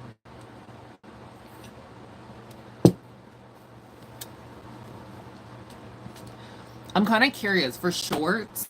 Like, what do you guys want to see for like shorts? Because it's like I'm replying to like hateful comments when I do shorts, and then like doing like little like videos here and there. But I don't know. Like, what do you guys think? Jim Norton is not a bodybuilder. If you Google him, you would laugh. Oh, you know what? Remember when Eden the doll and like all her friends they got like attacked in LA or whatever? Who knows Tyler Posey from Teen Wolf or whatever, the main character from Teen Wolf? He like I remember when that happened, like he had over 1 million followers on Instagram. Like I mean, he was the hot main character from Teen Wolf. And you know what he did? He shout Eden the doll and like all her friends out on his Instagram and he said that effing PUSSY, like how dare he attack like a bunch of girls, like a bunch of women, who cares if they're trans or not, like that's so like PUSSY. Like I've dated a trans girl before. Like I don't understand what the problem is. Like this is ridiculous. Like y'all need to grow up. Like I gave him so much credit. Like I've always been a little fan of Tyler Posey, but I was even more of a fan when he did that. He did that and posted that on his Instagram and he had over 1 million followers. Yes, and he said it. He said, I've dated a trans girl. I think that is ridiculous and that was such of, for the guy to do that. Absolutely. I gave him credit for that. Like, I'm even more of a fan after he did that because, like, I gave him so much credit to come out because a lot of guys will not do that. Like, Tyler did that. Like, he did not care if it hurt or tarnished his brand. Like, he said what he said. And, yeah. And then Eden, like, wrote back in the comments saying, thank you, Tyler.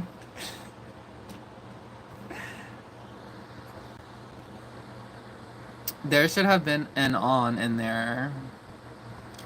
Jim and Nikki in this video channel with his trans wife who is way more attractive than he is. So Brendan, you have friend zone trans women? Well, I don't have much beyond that. That story was crazy. People can be terrible. Wait, which story? Wait, which story? Because I'm like so lost right now.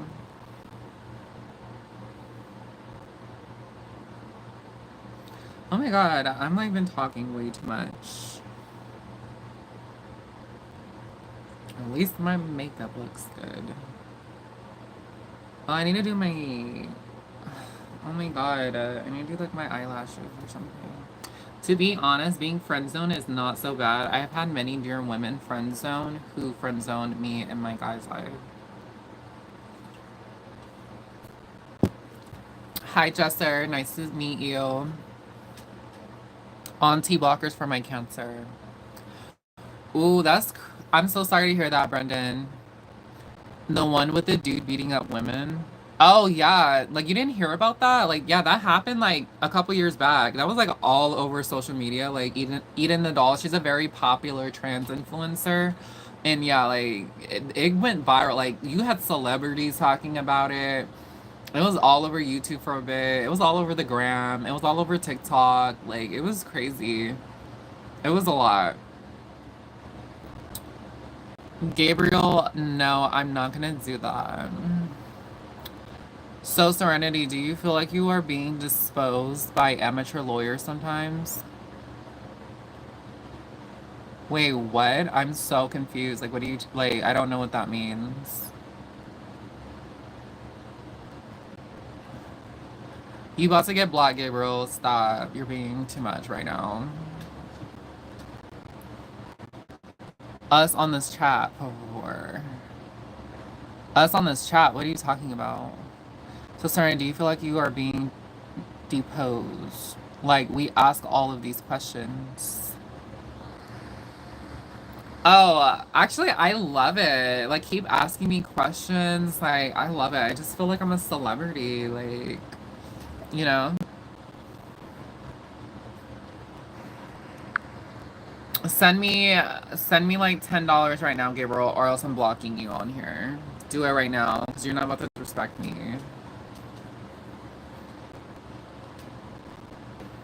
You got 10 seconds. You need to pay the piper now. Like, because now you're pissing me off. Will you bat your eyelashes for us, Queen Serenity? Yeah, I remember hearing about it. It's just crazy how people treat trans people. I know, that's exactly what I'm saying. Um, bye bye. Yeah. It's so annoying. Like, how do people, like, oh my God.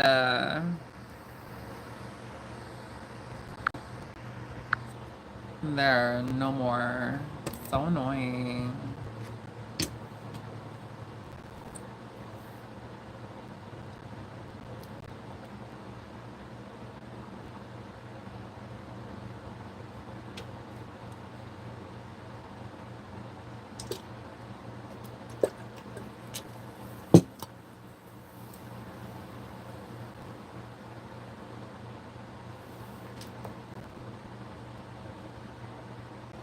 Oh my God.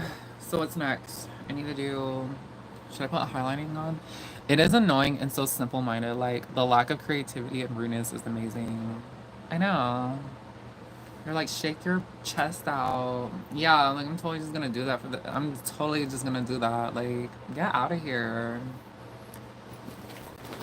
See, and that's why I think I should do OnlyFans because all the guys on here that like come and look for that, like that on my OnlyFans if you want me to do that. I'm just saying, I don't know. But I'm scared though, like I don't want to get fired from like my 9 to 5 job, you know what I mean? So you know, there'll be some hating ass people on there.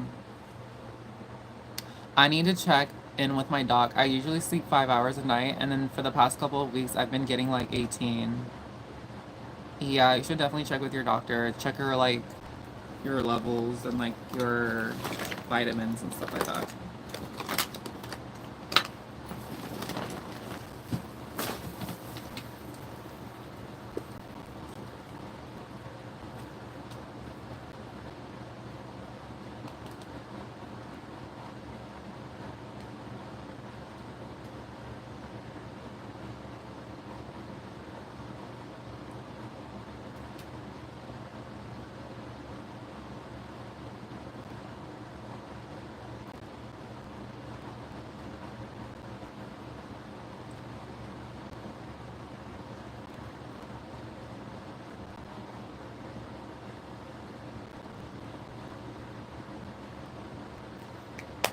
Sounds like you have some kind of fatigue, Brandon. Take care of yourself. Yeah. Mm-hmm. So would you go to a party to observe Serenity? To be honest with you, no, because that's not my kind of thing. Like I don't want to see people getting it on. Like I'm not like I'm very like asexual, I want to say. Like, I'm not crazy about that kind of stuff, if that makes sense. Like, usually, like, in relationships too, like, I don't really like to just bust it out. You know what I mean? Like, bust it down. Like, I don't know. I'm more of like an emotional connection type of girl. Like, that's just me. I mean, it has been sub-zero here, and bed has seemed like a good option. Same. I confess that I am one of those people you would see. I mean, if that's what you like to do in your private time, I mean, do you, like. But me, no, you would never catch me at those type of parties. I'm not for that. Like, I'm not that. I mean, I'm not judging people that do that, but I'm just saying for me, no. But that's a good question, though. Um, but yeah.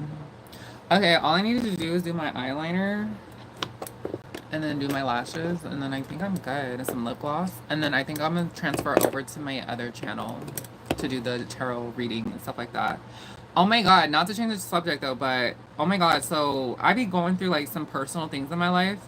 And I bought these tarot cards. I just bought like a new deck. And this one is like learning tarot because sometimes like I have to look in the book to get like the main meaning of it, and then I use like my intuition to see what the card like what the card is saying or whatever, or the message, or yeah, that's coming through from spirit.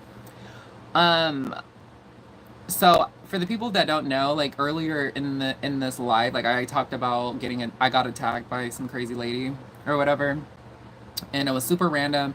She's in a lot of trouble by the law right now. So, but yeah, just randomly out of nowhere, this lady came up to me and attacked me. She digged her nails into my scalp and was yanking and pulling my hair. And then eventually I was able to like get away or whatever. And then like people intervened and stuff like that. Mentally, this lady was not mentally all there. Like she's wasn't mentally there, or she wasn't, I don't know, but like she's not all there.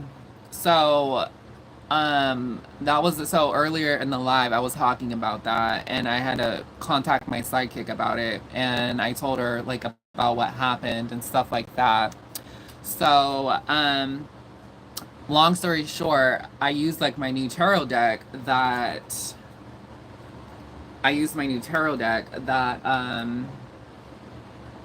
she thought she was grabbing a wig.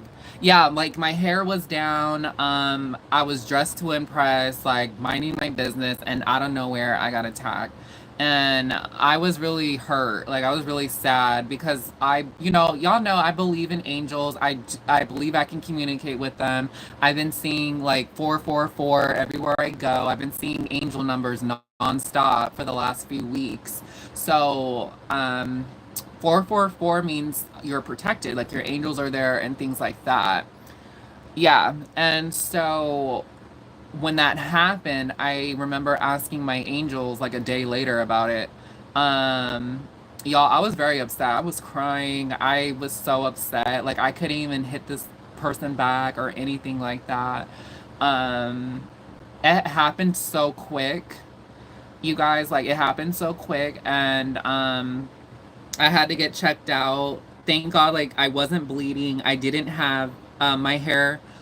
None of my hair was ripped out. Thank God. But you guys, like y'all have to be careful and watch out there. Like it happened so quick, and I couldn't see. So when it happened, like I couldn't see anything. I just remember it was just everything went black. Like, and I don't know how she grabbed me. I don't know if she was like hugging me tight and then yanking and pulling my hair. I don't know if my hair was just all in my face, but y'all, it was complete. All I saw was black when she was yanking my hair, and it just felt like forever. Like I think it only happened for a split second, but when you're in that moment of uh for your life type thing, it just felt like it was forever, if that makes sense. I can't explain it, but yeah, it happened. And after the incident, I talked to my sidekick about it. Oh, so I asked my angels about it, and I asked them, I said, why didn't you guys protect me? Like, you guys say you're always there and protecting me. So what I heard back was that The lady, so they said that the lady that did that, there was it was very minor. It was like a very minor, like we knew that you were gonna be okay after the incident. Now if this lady was gonna like really hurt you and put you in the hospital type, then they said we would have intervened. So when I went and talked to my psychic about it, immediately, I told her about it because I was telling her I keep seeing the numbers, like the 3-digit numbers everywhere I go, and I've been seeing it for the last couple weeks now.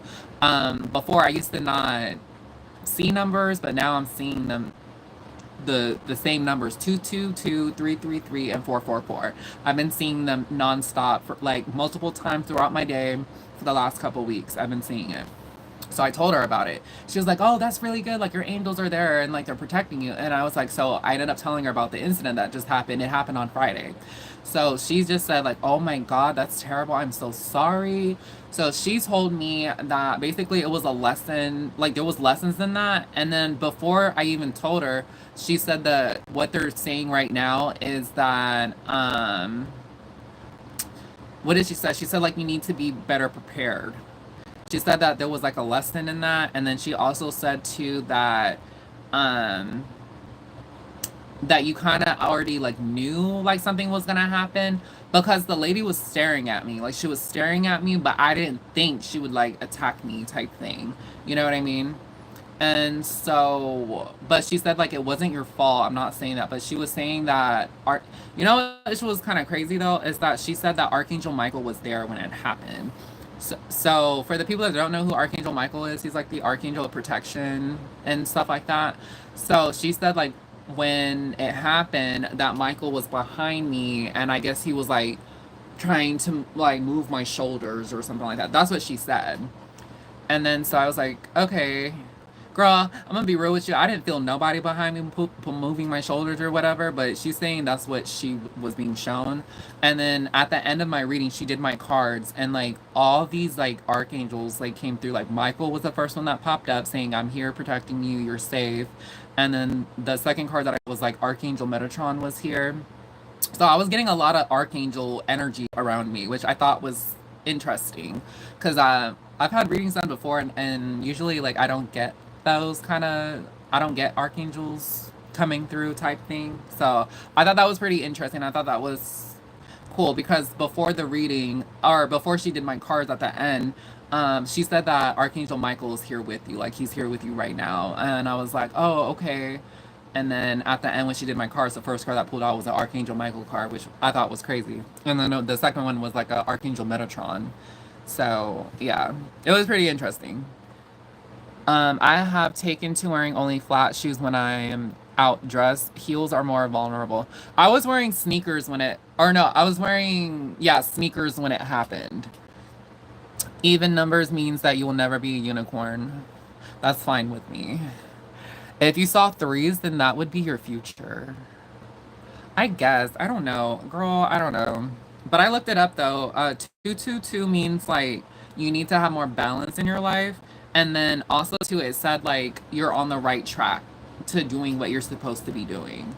And then a number, so then the 333, that means like your ascended masters, like the divine is with you. Like you have such a greater purpose, and like you have higher beings working with you. And then 444 means like protection from your angels. Like your angels are here with you right now and they're protecting you. And then 555. I would see 555, but not as much as I've those last three numbers I was telling you all about. So, but yeah, but the main number I kept seeing was 222, 444, and then it would be like 333. So, but yeah.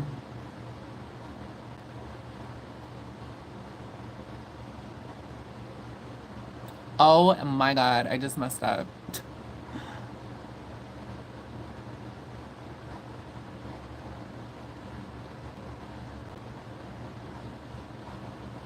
She probably thought you were a woman who wronged her in the past. I don't know what happened, but all I know is that I ain't did nothing, and I'm very upset that I had somebody attack me out in public, and I did not fight back. I did not hit her. I did not kick her or anything like that. I'm very upset because my whole life I've had people try me and stuff. And my thing is like, you can talk smack about me, you can say whatever the hell you want to say to me, and I will walk away and laugh. But when you put your lay any finger germ molecule on me, it's on. Like it's on like Donkey Kong, okay? But that all I'm gonna say is that that was a cheap shot. You had my hair. I couldn't see. It happened so quick. It was out of nowhere and it was so random. Like when it happened. And then by the time I could do anything, um police, all that, yeah. So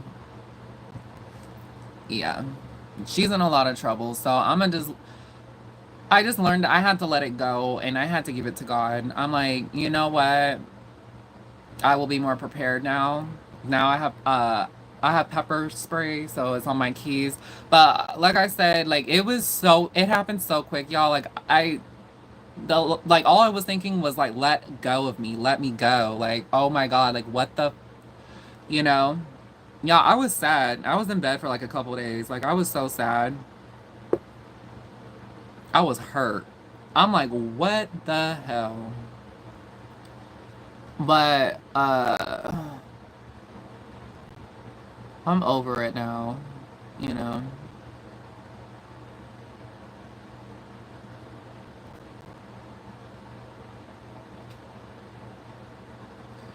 But I'm gonna try and see if I can get compensated for that because that nobody deserves to get hurt like that in public. No, like I don't care what disabilities you got, what type of issues you have. I personally feel like you do not have the right to put your hands on somebody, especially on a random person. Like you don't have the right to do that. Because if I just randomly go out and do that to somebody, some random ass person, I'm going to jail. And I'm probably going to get pressed charges again. And I'm probably going to get sued for assault or battery or whatever, you know? Absolutely disgusted. She probably thought you were, what are your thoughts on the word autonephilia? I don't know what that is. What is that? She's likely poor. I feel like you have to be something, like you have to be bottom barrel on the totem pole or something below the dirt to do something like that. I don't know. It's up to God at this point. But all I can do is just work on myself and heal from this. But you can have her locked up, I believe. I'm doing everything in my power. Like, I'm trying to get compensated for this. I'm doing everything I possibly can because I don't deserve that crap. Sounds like someone with mental. Yeah, and I think that's what she had or whatever. I think she got 5150 or something. I don't know. And sadly, if you're 5150, like you don't go to jail. Like it's either you go to jail or you get 5150 or whatever.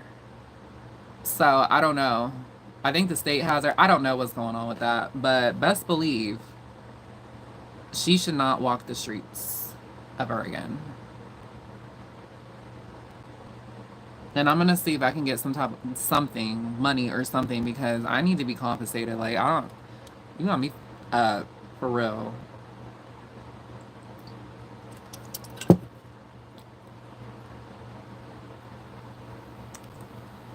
Now I'm upset. Let's change the topic, because now I feel like I'm reliving the whole thing again.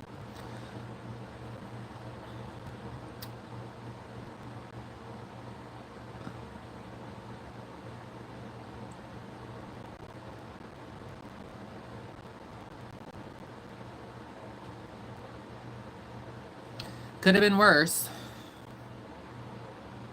Could have been worse.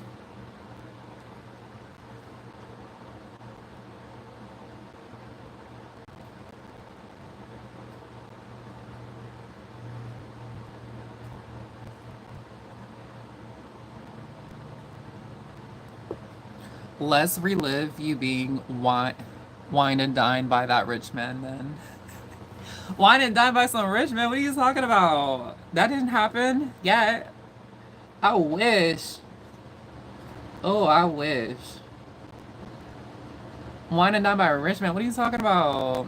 Topic change. You see the new Nintendo Switch? No, is there really a new one that came out? I have a Nintendo Switch. Where is it? It's like, I think it's like right over here. I have the sugar daddy who owned the restaurant. Oh, are you talking about like the old story time video or something like that?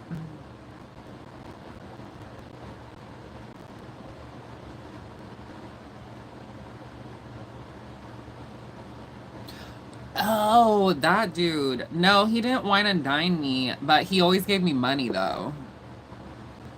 Oh my God, I hella forgot about that. Yeah, let's talk about that. Um, so I was working at Twin Peaks at the time, and this guy would like come into Twin Peaks all the time or whatever. And he said, so I guess I gave him like really good customer service or something like that. So he ended up tipping me, and I wasn't even his waitress. I was a hostess at the time, you guys. So, I want to say his name, but he's very important. He's a very important man. So I'm not. I. You guys can look him up. Like that's how important he is. He's very Googleable or whatever. I'm not gonna say his name. So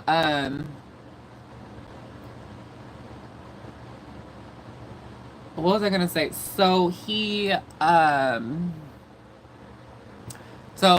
I just remember I was just chopping it up, talking to him or whatever. Cause at that restaurant, like as a host, like it gets pretty boring, especially with slow. So all there was to talk to was like the regulars that are there. And then I don't know, like me and him, we just kind of vibed like instantly. So I would just go over to his table, I would like check up on him, be like, hey, like, how are you? So then he started like asking me questions. So this man, I can't even say what he owned because I feel like y'all can look him up. And yeah, so I'm not even gonna say, let's just say he had a business that he owned. And yes, that was the one that I worked at. Yes. And I was only there for like a year. But yeah, but that's where I met the dude. And then so at the end of us talking or whatever, his daughter was there too. So like I was chopping it up with the daughter too. So he basically he tipped me $50. He was like, "Wow, like you're so pretty and you have such a great spirit and I loved talking to you. Um Here, take this." And so it was $50. And I was like, "Oh my God, like this is so much. Thank you. Like, are you sure?" And he's like, "There's more where that came from." He's like, "How much do you make a week here or whatever?" And I didn't really feel comfortable telling him because it was kind of that was kind of like random and weird. He was all like, "Whatever you make a week, I'll double that." And I'm like, "Really? Hi, Michi." So he was like, "Whatever you make a week, I will double that." And then I was like, "Okay." So we exchanged phone numbers or whatever. The girls were nice to me. I only tipped like $5, which is all I could afford. Yeah, girl, F them girls because I don't. Some of them, there was some that are nice, but I'm just telling you, like them girls, they smile in your face and then they talking mad about you, and it was really sad. Like I got my feelings hurt there, but because I trusted the wrong type of girls, but whatever. Yeah, them hoes better be grateful for whatever they get. I was in my dorky guy mode. Yeah, so I ended up meeting up with him or whatever, on my day off, and then so he showed me his business. It was really nice. It's very expensive. But he wanted me to work for him or whatever, but I just felt like he was speaking in code. Like he's like, because he was a psychologist too. So he had his side business, and then he was a psychologist. And he would use his psychology to manipulate me and stuff like that. But I'm very like intuitive and things, and I just kept feeling in my gut like this is what he wants, but he would like tiptoe around what he wanted. And he would give me money. He gave me money. He took me out to eat. He would buy me food, like all this stuff. But he wanted me to like work for him, and then he wanted me to go traveling with him and stuff like that, like because he would like travel a lot, and he wanted me to accompany him and be like his personal assistant or whatever like that. He was grooming you to be his cat mistress, but not a unicorn, it seems. Exactly. Like, even the last, and it was like red flags to me because when he was interviewing me, we were just sitting in his office, and then he just was like, "So tell me about yourself." And he's just staring at me just like this. And I'm just looking at him like, "What do you want to know?" Like, he wasn't asking, like, this was not a job interview. This was like setting me up to groom me type thing. Yeah. Like he was like talking to me like I was his friend or something. Like he wasn't asking me any like professional job interview questions or anything like that. He was just kind of looking me up and down, and I'm like, "Oh my God, like this is what this is about." I'm so glad I did not quit my job at Twin Peaks for this because it was a setup. So, but and it was kind of funny though because I actually so there was this girl that I used to work with back in when I was 18, and she was a very popular cam girl on this site. And she would come in and like we would talk and stuff, and she would like tell me about like her job and stuff and everything like that. So I would hang out with this girl. I would hang out with her, and we ended up becoming like really good friend was good friends or whatever. So somehow we were talking, like I was talking about this girl to him or whatever. Y'all, he ended up knowing who I was talking about. And I showed her Facebook to him, and I was like, "This is the girl." Somehow we were like talking about that because we saw something on TV, and it was about like this cam model or whatever. So I was saying like, "Oh, I used to be friends with this really popular cam model or whatever," and she would like come in all the time to the store, and we hung out. And then he was all like, he said no, and then he said, what was her name? And then so I said her name, and he's like, "Quit playing." And so I showed a picture, like her Facebook to him, and he was like, "Oh my God, I know her." And then I was like, "Shut up." I said, "I know her too." And I was like, "Yeah, I'm really good friends with her." He was like, "I used to be her shrink. I used to like be her shrink." Like, that's crazy. So it was such a small world. So then that's how me and him like started like talking. So I never like worked for him, but I started like going to visit him and seeing him, and he would always give me money. So I forgot how he reacted to your tea. Oh yeah, so after I had, because I had already, yeah, so I went and got the surgery or whatever. So at the time when I told him, because I was still pre-op at the time, he was like not feeling it, like he wasn't into it, so we stopped talking. So then like one day, like I think he, like after I had surgery and like everything like that, he hit me up out of the blue and was like, "Hey, I missed you," or whatever. So I was like, "Oh, okay." I was like, hey, like I don't miss you, but hey, or whatever." And so I ended up telling him, I was like, "Hey, I ended up getting the surgery, like I'm really happy." And then he was like, "Oh my God, congratulations." So once after I told him I had the surgery, then that's when he started saying like, that's when he started hitting me up a lot, saying, "Hey, I'm gonna see you, da da da da da." So then I was like, "Well, I need gas money to come see," because this dude lived far, like, right. And he was dating somebody, but when I was pre-op, he was dating somebody, but the girl ended up being like hella crazy, and so it didn't work out. Like she ended up leaving his ass, and then I'm like, "Look at you! You got two houses. You're a psychologist. You have a whole successful business on the side, and like these women out here still don't want you."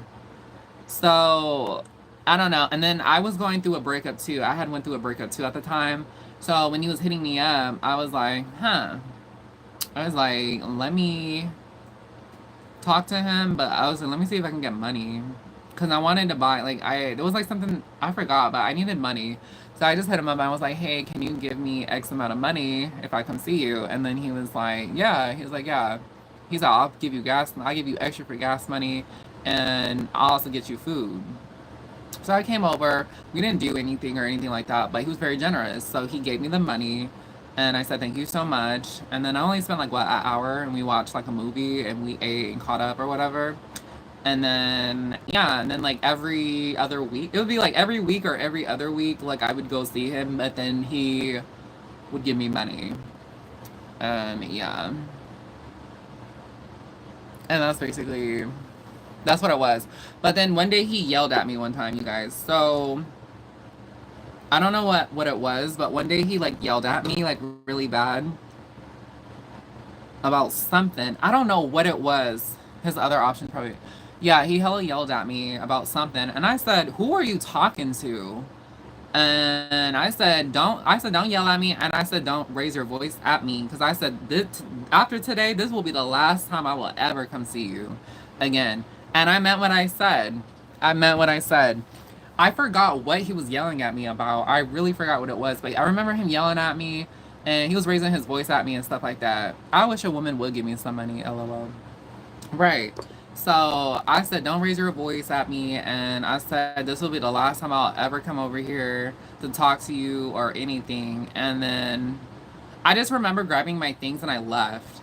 And then I ended up unfriending him on Facebook. And then I just, for years, like I stopped talking to him for years, you guys. Like I'm talking, this was like 4 or 5 years ago. Like for 4 or 5 years later, so he hit me up, like he kept hitting me up throughout the years on Facebook Messenger or whatever, and I would just ignore.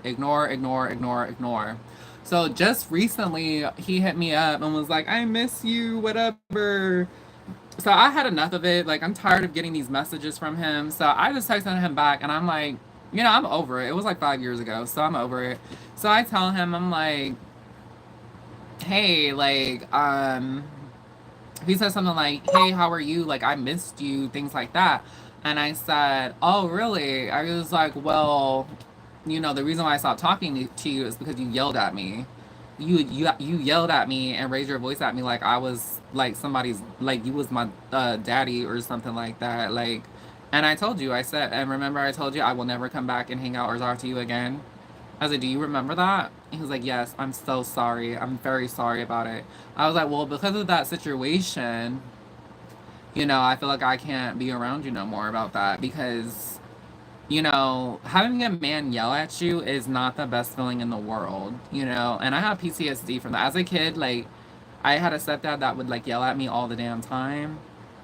And when he would yell, like, it was not pleasant. So when that happened, that really triggered me, and so I didn't get into detail with him about that, but I ended up telling him like, you can't, unfortunately because of that, like I cannot kick it with you no more, you know what I mean?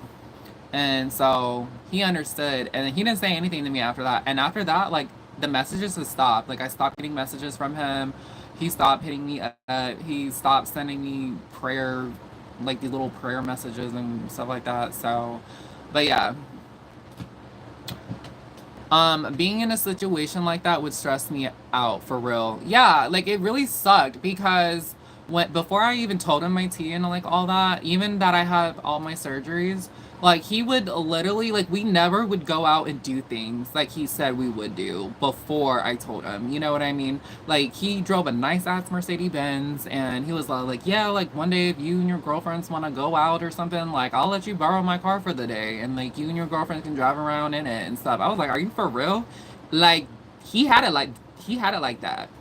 But once I told him my tea and all that, like, went out the door. Like, all that, like, all it was like, I would, like, go hang out with him. He would give me the money. Like, he would give me, like, some money, you know?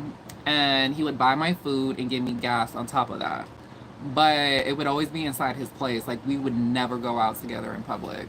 And that's one thing that I did not appreciate. So that day when he decided to yell at me, you got me up. So, yeah.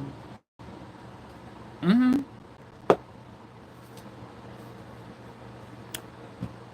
It is awesome that you showed self-esteem by walking away. Hell yeah. Like, you ain't about to yell at me. Hell nah. You got me, you got me bent. You lucky I even come over here and even talk to you. Like, yeah. So after that, yeah. Hell no. Like, you yell at me. No, I'm out. Deuces. That's why I can never understand women that are in these domestic violence situations. Like, why would you be with somebody that's beating your ass or hitting you or whatever? I never understood that. I never understood that at all. I would be alone and work my ASS off, work 2, 3 jobs to not deal with that. I don't. That's something I never will understand about it. I've never had a man put their hands on me, but I've had a man threaten to punch me in my face. I've had a man, um, I've been threatened, but I never had a man like actually do it. But as soon as you threaten me or you say some out of pocket stuff to me saying that's why you a man or whatever, I'm out. I will break up with you and I will move on. I've done it before and I've been alone for many years. So it ain't nothing new to me. But that's like, you have to be like you have to say some out of pocket shit, like for me to be like that with you, you know? And a man can use both physical and psychological force to keep women in line. Yeah, that's something like that. Like, I'm so strong minded and so strong willed. Like, if you try to gaslight me, like, I will not, like, pretty much the relationship is gonna be over. Like, you're not gonna sit here and not validate my feelings. Like, if I'm telling you how I feel and I'm opening up and telling you how I feel, and then you're gonna gaslight me, best believe we're probably most likely are not gonna work out because you're not like, I need somebody that's gonna emotionally validate me. Like, I'm not trying to be petty, I'm not trying to be toxic or whatever, but I'm gonna say how I feel. Like, and if you can't understand that as a man or a partner to emotionally like validate that part of me, then we're not meant to be together. Because the whole point of a relationship is to be 50-50 with each other. At least emotionally. I'm not saying physically. I mean, it depends, whatever. But emotionally, I feel like it's 50-50. Like, I lean on you when I need something, and then you lean on me when you need something. And I'll try to do my best to accommodate your emotional needs. You know? Am I wrong?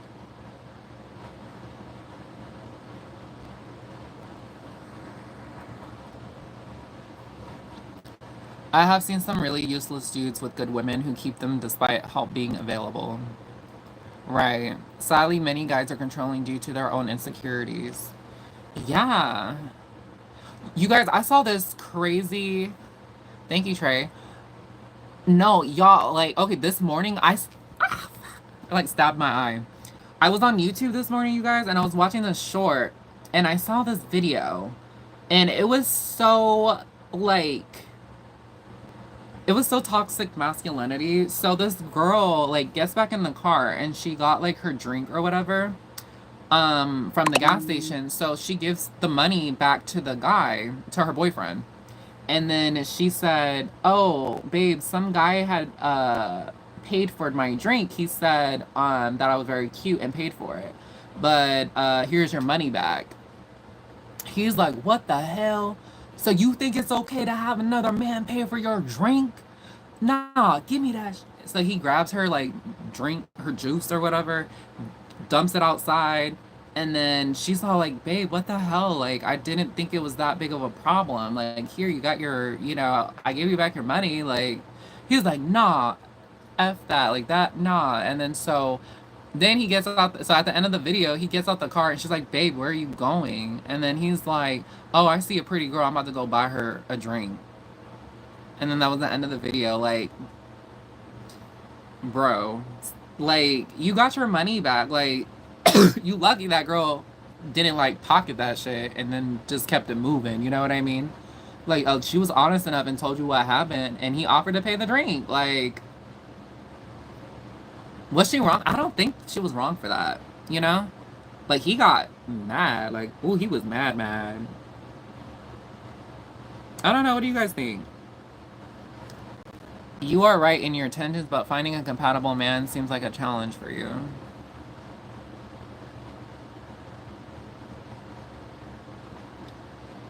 I'm gonna just keep it simple like this. But if God wants me to be with somebody, it will happen. As cliche as that sounds, but That's just how I feel about it.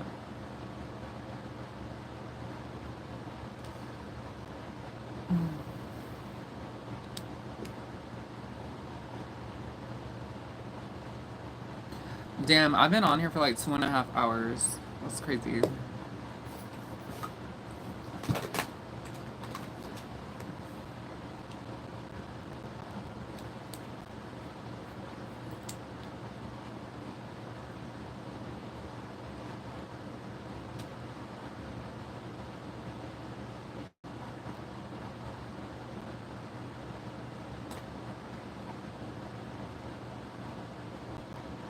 He is a punk. If I see a pretty girl, I can admire her without getting in her space, and if she is buying a drink, it is not any business of mine.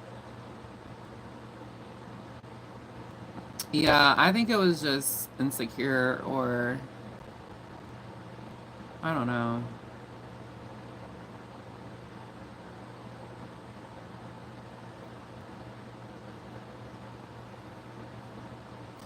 I don't know. But I think they need to have a talk about boundaries or something. That's basically how I see it too. Got too much to do, cry about not having a girl. What would you do if a dorky older man wanted to buy you a coffee? I bet hell yeah. Thank you so much. Like I appreciate that. Not every day, like somebody would do that. But then again, you kind of have to be careful too because you don't know people's intentions. You don't know, like, if they just randomly do that for you, like, what do they want in return? You know what I mean? Obviously, I kind of figured, but like an older man, I'd be like, hell yeah, if you want to pay for it, cool. And I'd be like, and I would just thank him very much. Would I want something more with? No. You just bought me a coffee, and that was the niceness of your heart, but don't expect me to give you my number or whatever. Like, no. Like, if you were passing through Ratchet City, yeah, like, if you want to give me, yeah, hell yeah, buy me a coffee, cool. I've had that happen to me one time. I remember this was years ago though, but I was at Starbucks and it was around November time that it happened because it was around the holidays. And I remember I was trying to go to Taco Bell and get some, and I think this was when I was going to Ratchet City, Ratchet University at the time. I was going to Ratchet University at the time, so you know that was some years ago. And so there was a Starbucks and a Taco Bell, like very close by each other. And what was I gonna say? I thought I had got into the line at Taco Bell, but somehow I ended up at Starbucks. And I was like, what the hell? So I remember I had the windows rolled down and I said something like,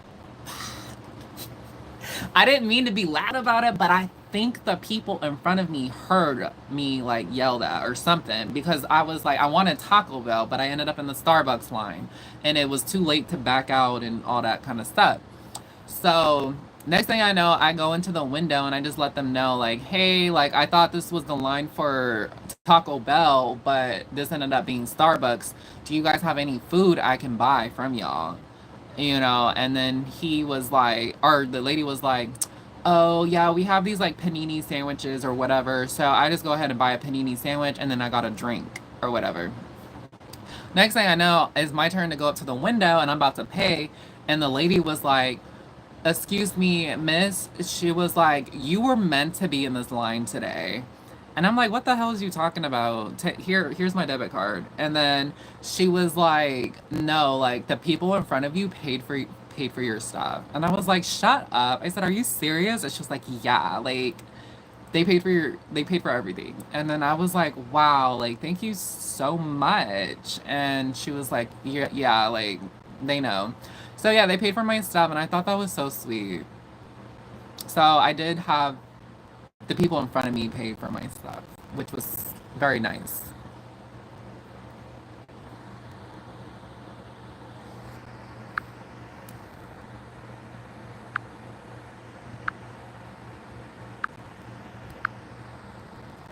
You got me fucked up.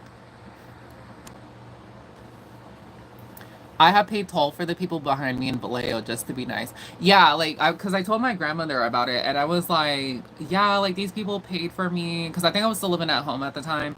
So I ended up telling my grandmother about it, and she was all like, yeah, she was like, yeah, people do that. It's the holidays time, because it was I remember it was in Thanksgiving when it happened, or it was in November when it happened.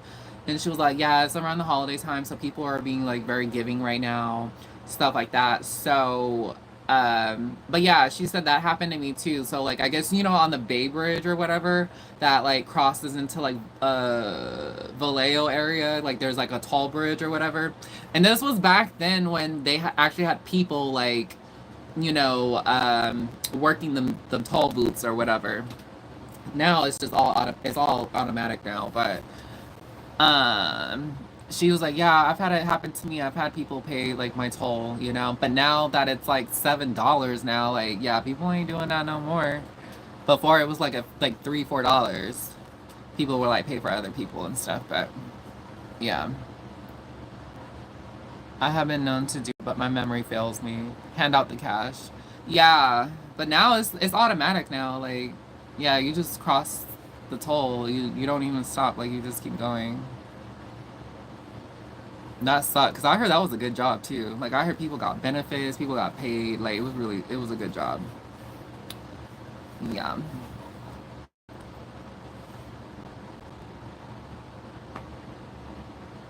I think I'm gonna wear these lashes. They've just been sitting here for years. I'm gonna wear them. They get you through the DMV. I know, like it freaking sucks so bad. I'm so hungry. I'm gonna eat my noodles. I think that's what I'm gonna do.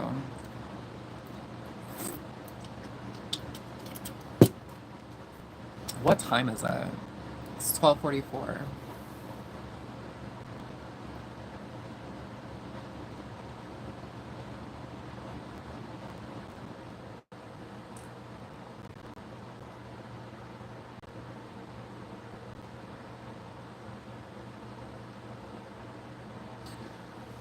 Oh my god, I'm so tired.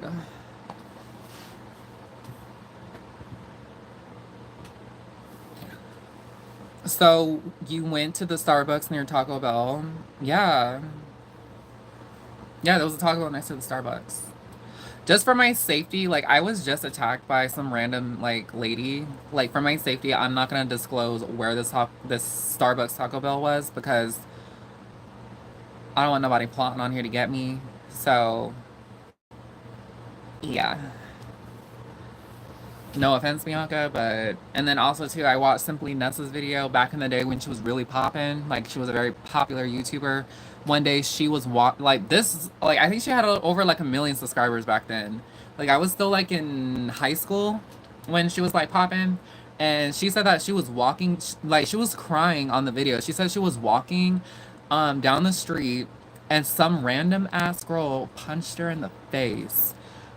Like punched her in the face and she was like crying and like for no reason too. Like she immediately like ran to her house and then like she was crying on camera. She was all like, yo, like I know I'm popping on YouTube, but like why did she have to do that? Why? And that's what I'm afraid too. Like after that whole incident with me, like I don't know. Like so I will not be disclosing exactly where I live or where I go, but yeah. I guess to be evil or something. I don't know. But it's sad.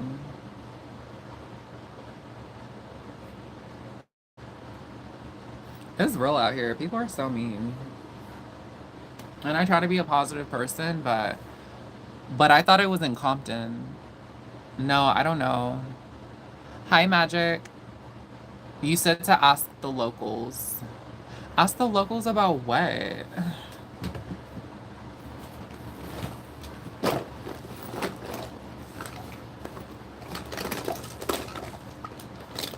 I'm about to hit the club and dance like a.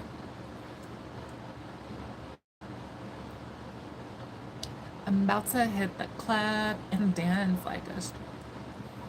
Yeah.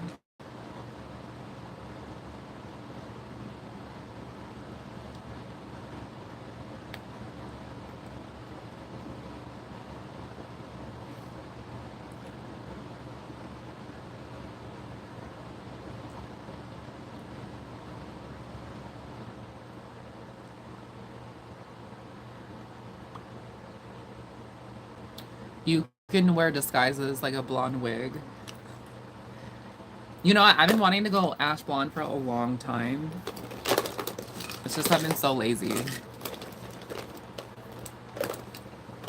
Where is my setting spray?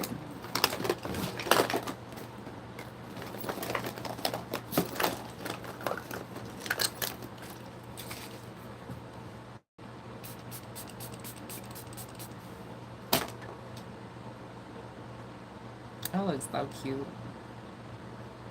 Hair makes a big difference in appearances. But I mean, I feel like I shouldn't have to do all that. I mean, it worked for Hannah Montana. Should I do that? Just be like, come on here and just be like a different person and then be like, hey guys, like I have like an announcement I need to like make, but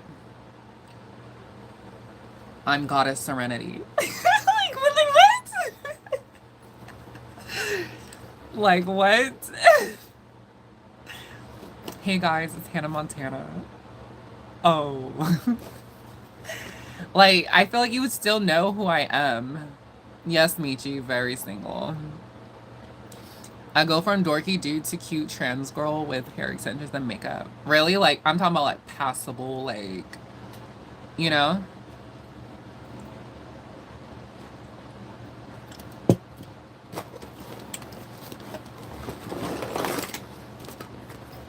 Oh my god, I have to pee so bad, you guys. I have to pee like so bad.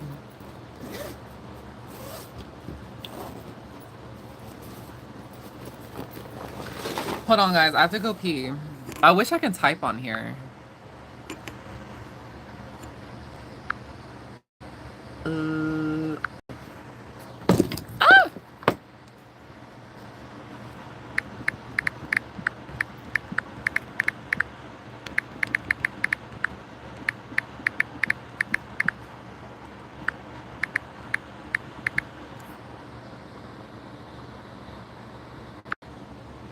There.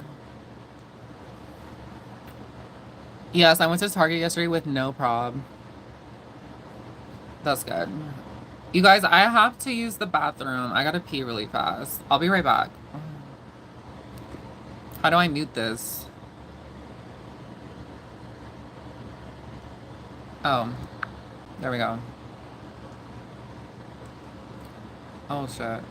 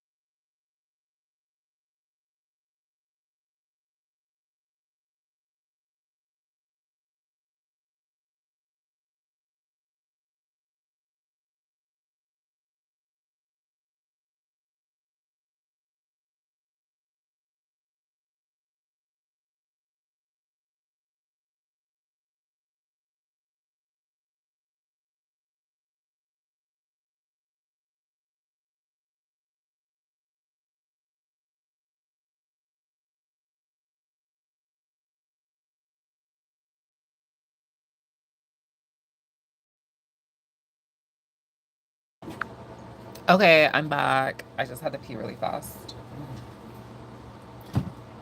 Oh, shit. Oh my god, everything is like dropping. She will be right back. So anyone wants to chat, anyone just join.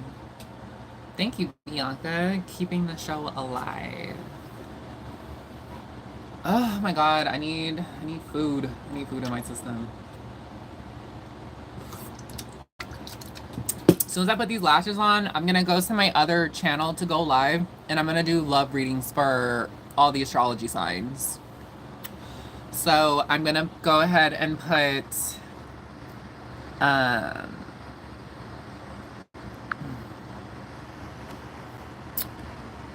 follow my other YouTube. Serenity. There.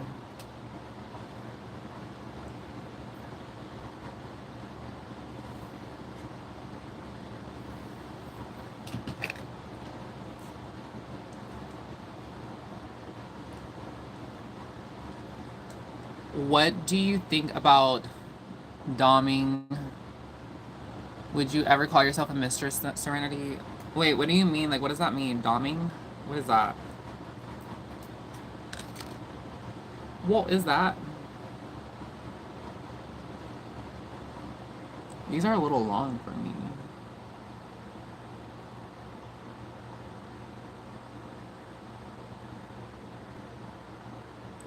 Like dominant. Oh, girl, no, I'm a lady. I do not do that. Girls that actually do that, I'm very surprised. I can never. I once did it in a trans hookup chat room. But I do hear women like get money doing that. But I've never been the dom type or whatever. Like I've always been a very classy, emotional girl. Fuck it. I think I'm gonna just go with no lashes, but I called myself Mistress Bianca and had a man sub himself for me. I hope you got paid a lot of money doing that. He was made to worship Mistress Bianca. You know, there's some men that really do that. It's crazy. I had a ball.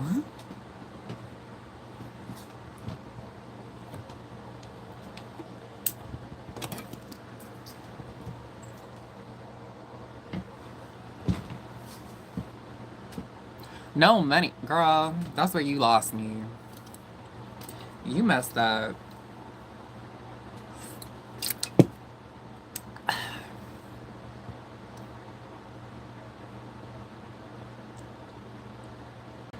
Unless he's not your boyfriend, you need to get paid. Even if it's a taco or something.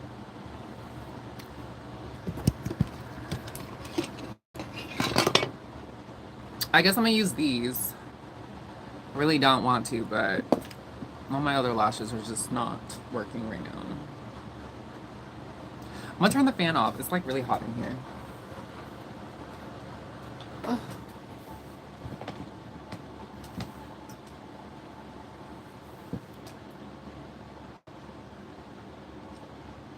Thanks for the spicy tea, Bianca.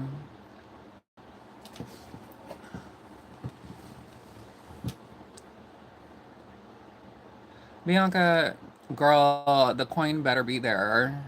Like, I'm here to I'm here to chase my next bag. Okay?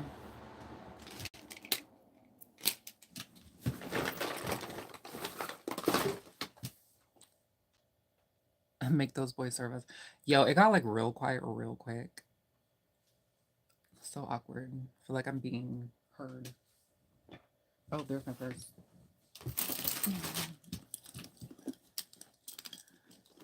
Look at my Chanel bag, you guys. Look at my Chanel bag. This bag cost me $10,000. And then this is like a little cheap butterfly keychain from the gas station that I bought.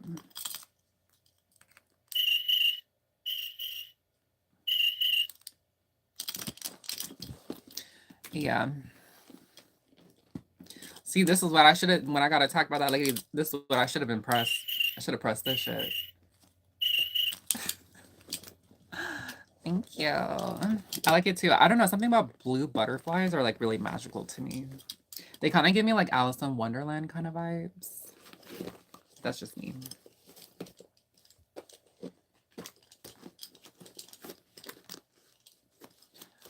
Oh my god, why is it just Bianca talking to me? Like, there's 5 other people in this chat. Like, say something. Okay, what should I do? Nude or pink? That should be my poll. I have a lot of self-made butterfly jewelry. That's so cute. I love butterflies. Like, why did they stop making butterfly like stuff? Like, I feel like back in the early 2000s, like everything was all about like smiley faces, butterflies, peace signs, and then now it's like I don't really see that kind of stuff. Or like little flowers or something like that. Like super cute. The guy will say nude. Why? I've been nude like all week. I kind of want to do a pink. Okay, we're gonna do pink.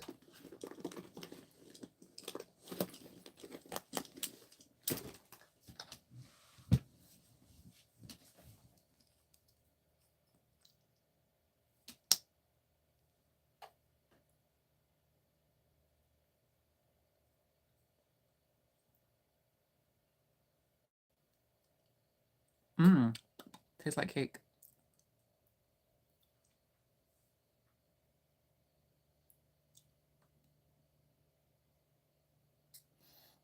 It's okay. I mean, it's not like my everyday go-to, but I don't know. It's like a lip fat oil for your lips.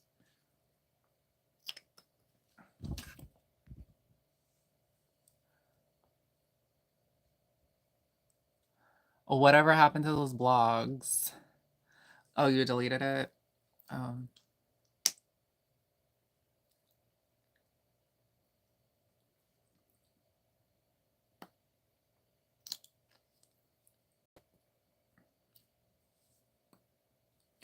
okay. I'm gonna put these lashes on and then I'm going to go switch over to my psychic channel where I'm gonna be doing reads, tarot readings for all the astrology signs. So I'm gonna do like a love, like I'm doing the topic will be like love reading. So we're gonna try it out and see and stuff like that.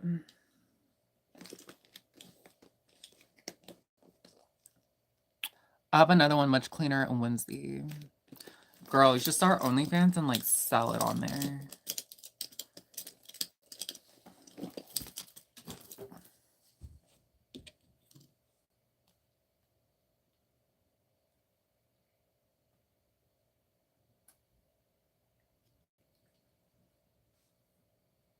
Where's my tweezers? There they are.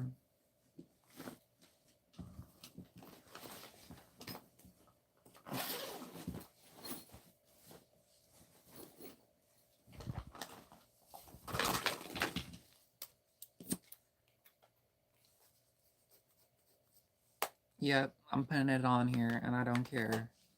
At least y'all know I ain't musty. Do you remember you saw one of my live streams once briefly? Did you? Girl, I didn't know you even had a YouTube.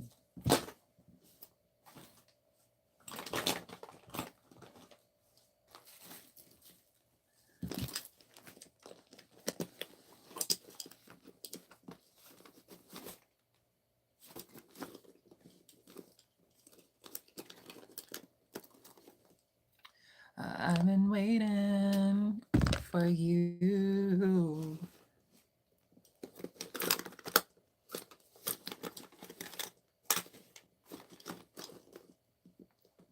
I experiment with it and you checked it out for a few seconds. I did? Girl, I really don't remember.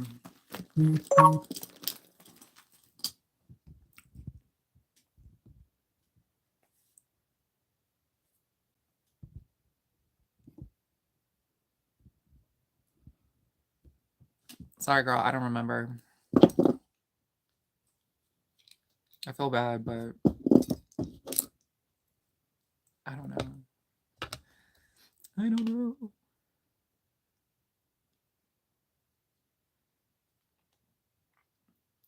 See, like, I love this. Whenever I'm sad, I think I'm just gonna go live and just talk to people. I love it.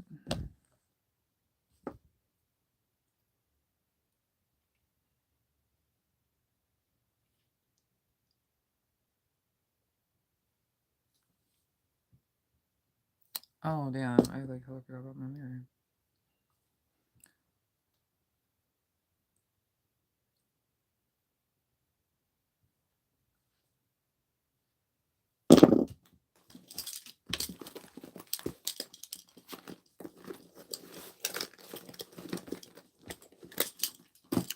For the men out there that are like men and they identify as men, you guys are lucky. Being a woman is hard. It is hard work. So why the title about lemons? Oh, so earlier in the live, like I talked about getting attacked and then like I'm getting my car fixed right now. And then what else? I had like some other things happen too.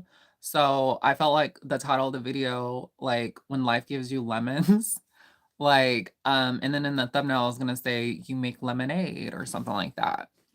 Hi Marcelo. So that's basically where I got that's where I got um the lemons thing, because I felt like life has been throwing lemons at me.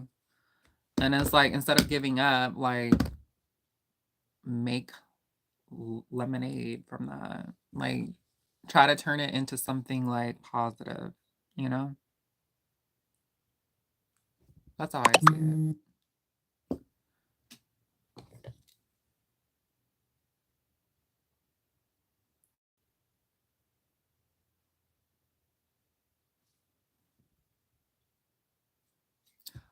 Habla.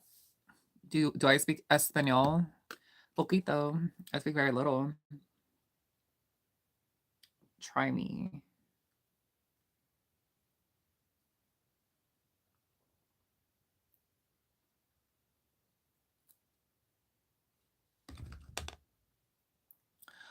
Random question. Do you ever play chess? Yeah, I actually love chess. I really do. Life is nothing but a game of chess.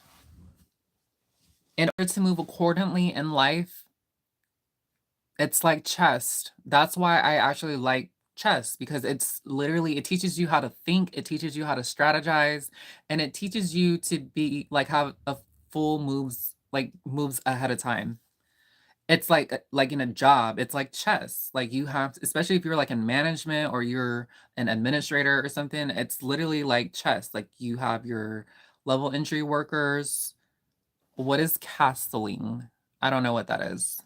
Is that like part of chess or something? I know how to play chess, but I don't know like those terminologies and things like that.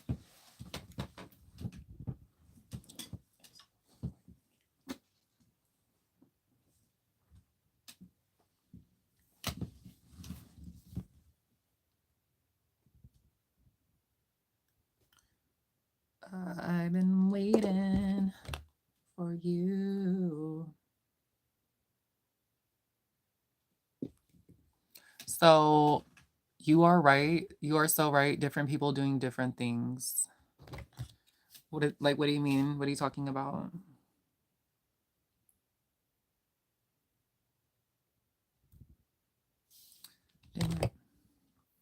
I'm kind of getting into it with the apps, but there are weird rules. I just know like the pawns, like you go diagonal, I think, and then the horses, they make like a L shape. The queen is my favorite piece. And then the king, you can move wherever you want once. But the whole goal is to protect the king and to take out your opponent's king. And that's how you win. I don't know why, but chess kind of reminds me of like tarot a little bit. I don't know why, but it kind of reminds me of that kind of stuff.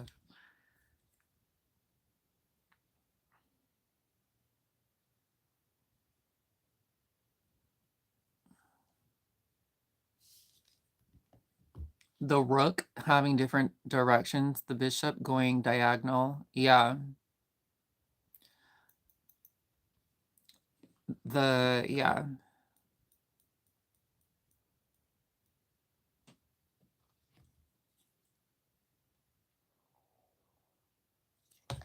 I think they have like a Super Mario chess set, and like I really want to like buy one of those. Obviously, Princess Peach is the princess, of course.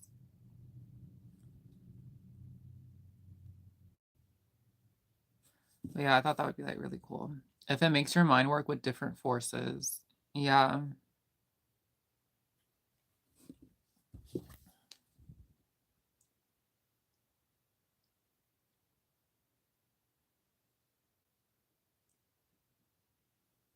There. Done with one lash. Should stack them, but I'm not trying to do too much, you know. I had an old app like 1990s that would never let me win, so I gave up. But I found some more beginner ones and I finally won my first game recently. Ooh. You know what app that I like playing is what's that app called? It's called Trivia Crack.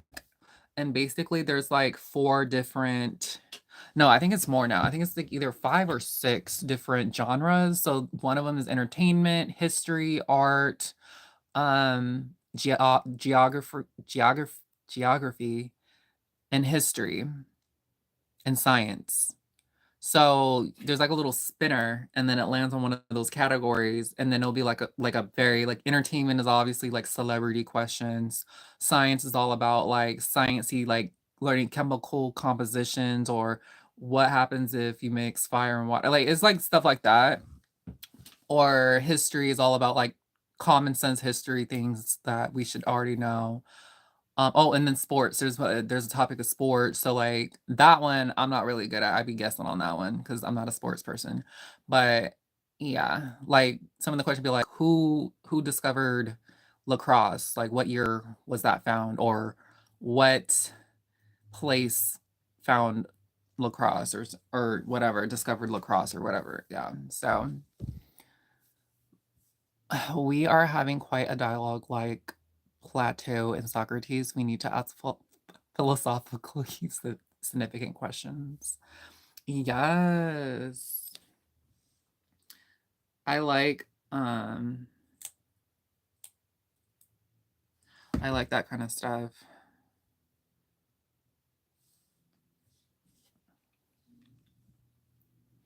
I want to know like when is the next person going to discover something like unique about the world? Like I feel like there's still so much more that we need to discover that hasn't been discovered yet. Like how do we unlock the gift of flying? How do we get unlimited potential energy? Like, I don't know. Like that kind of stuff. When are we gonna be able to time travel?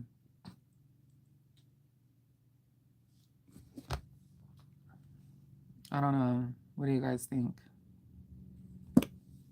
They say that we already know how to time travel. It's just secret right now. That's what they say though.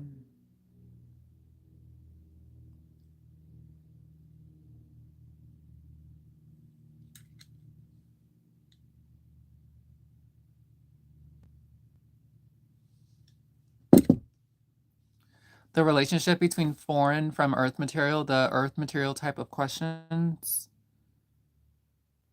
I mean, I guess. I don't know. Like, I like to watch a lot of like Bigfoot, Ancient Aliens, um, mythological thing. Like, I don't know. Like, I'm very into that kind of stuff. Like, I don't know.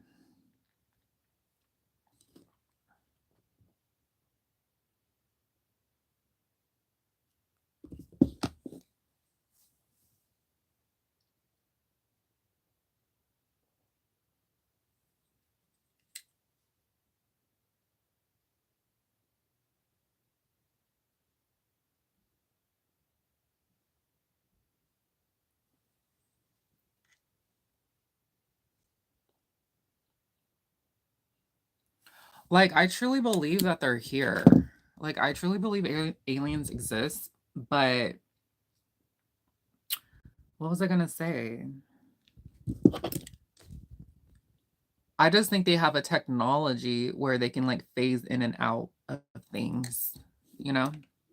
That's what I think. It does not belong on the History Channel. Yeah, because I feel like it's right now, like, you know? Oh my God, how did you guys feel when TikTok got banned for like 12 hours? Like, there was people on there, like, grown adults, like, crying. Like, I mean, I don't get paid from TikTok yet, but I could see why, though, that they were upset.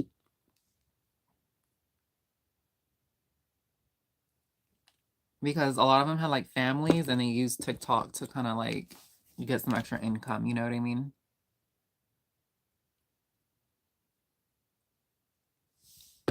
Well, yeah, it was crazy, but then it got brought back.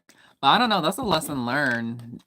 Like, just because you're on like a social media app does not mean it's gonna be there forever.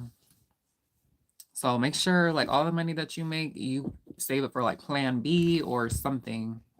Like again, like the psychic reading that I got yesterday, she was saying stuff like you need to prepare, like prepare for the future, like just be prepared. And like that's she didn't like say exactly what to prepare for, but just in general, like you need to prepare. And then also too, I also heard about Tom Hanks, the guy that played Forrest Gump. His house in LA did not get burned down, but all the other houses around his house got burned down. So I guess like his house, like he had it like on a hill where it would be hard for the fire to get to. But also too, like he has like a water system. So like when there's any heat or anything around, because his house is like a $28 million mansion. Like his house was expensive. So California is known for having fires, so with him, he put like a water system, so if anything gets too hot around his house, the sprinklers will go off. And then on top of that, his house is made out of this metal where it's fireproof, so it won't corrode or anything like that. So yeah, and his house was the only house that survived. It was crazy. We need to cancel X Twitter and find a way to defund the billionaire class. I think so too, because when you come from a lower working class, it is so hard to get up there to that 1%. Like, it's possible, but I don't know. I be hearing billionaire stories of how they become a billionaire, and a lot of them like stepped on other people's toes. Like, they cut people off to get to where they're at. Like, they had to do some dirty things to other people to get to where they're at. And unfortunately, I mean, unfortunately, like, I believe in karma and stuff, so, like, I really believe, like, what you do to others, it will come back to you, like P. Diddy.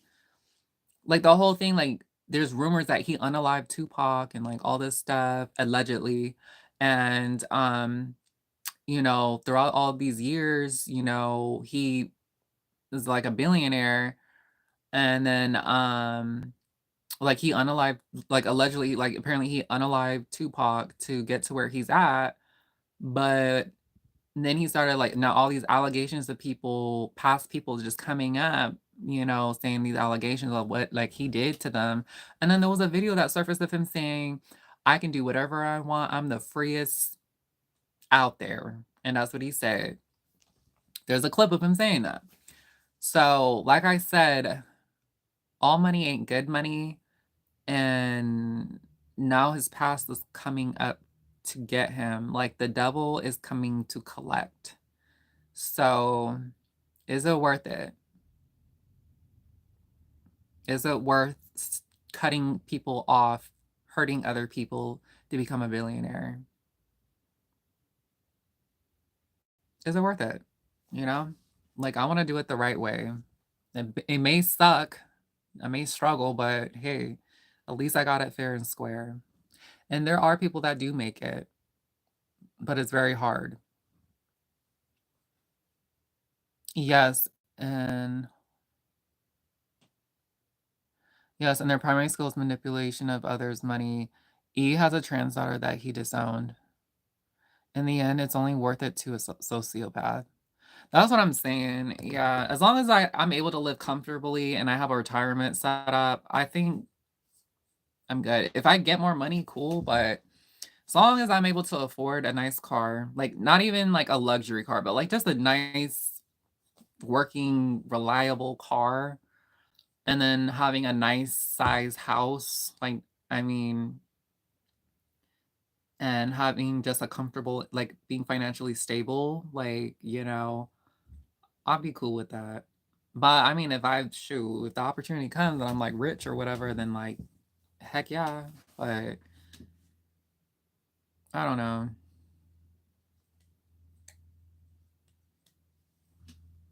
Oh my god, I need to hurry up. I've been on here for like 3 hours now. All right, I got like what, two more lashes to glue on.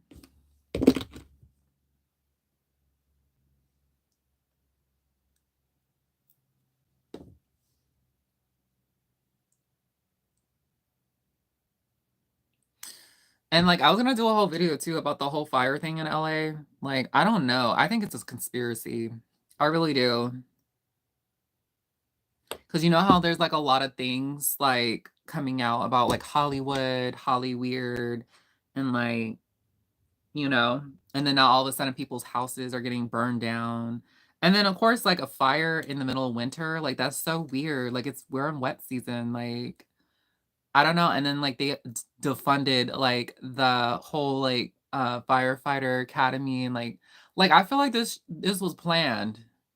I really do. And I think they were trying to burn the evidence down. Like they're trying to burn the evidence down.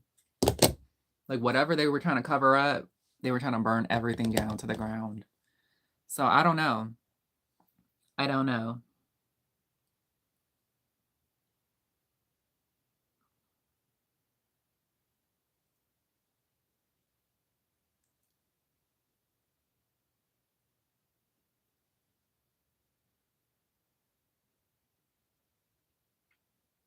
Like Marilyn Monroe. Apparently she died from like a drug overdose or something. Some people say that she was actually somebody unalived her because she knew too much. So it's pretty scary out there. You just never know. Yeah, I don't know if I believe that though. I don't know. See, that's what I heard. Like, see that, and then she overdosed or whatever, and then I don't know. I really don't know.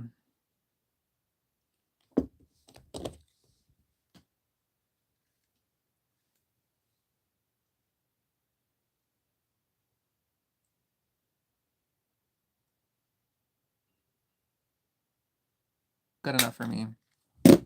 Okay, guys, so if you guys want to see me on my other channel, I'm going live on my other channel and I'm going to be doing psychic readings. I'm doing love readings for all the astrology signs. So make sure you know what your sign is, and I will see you guys over there.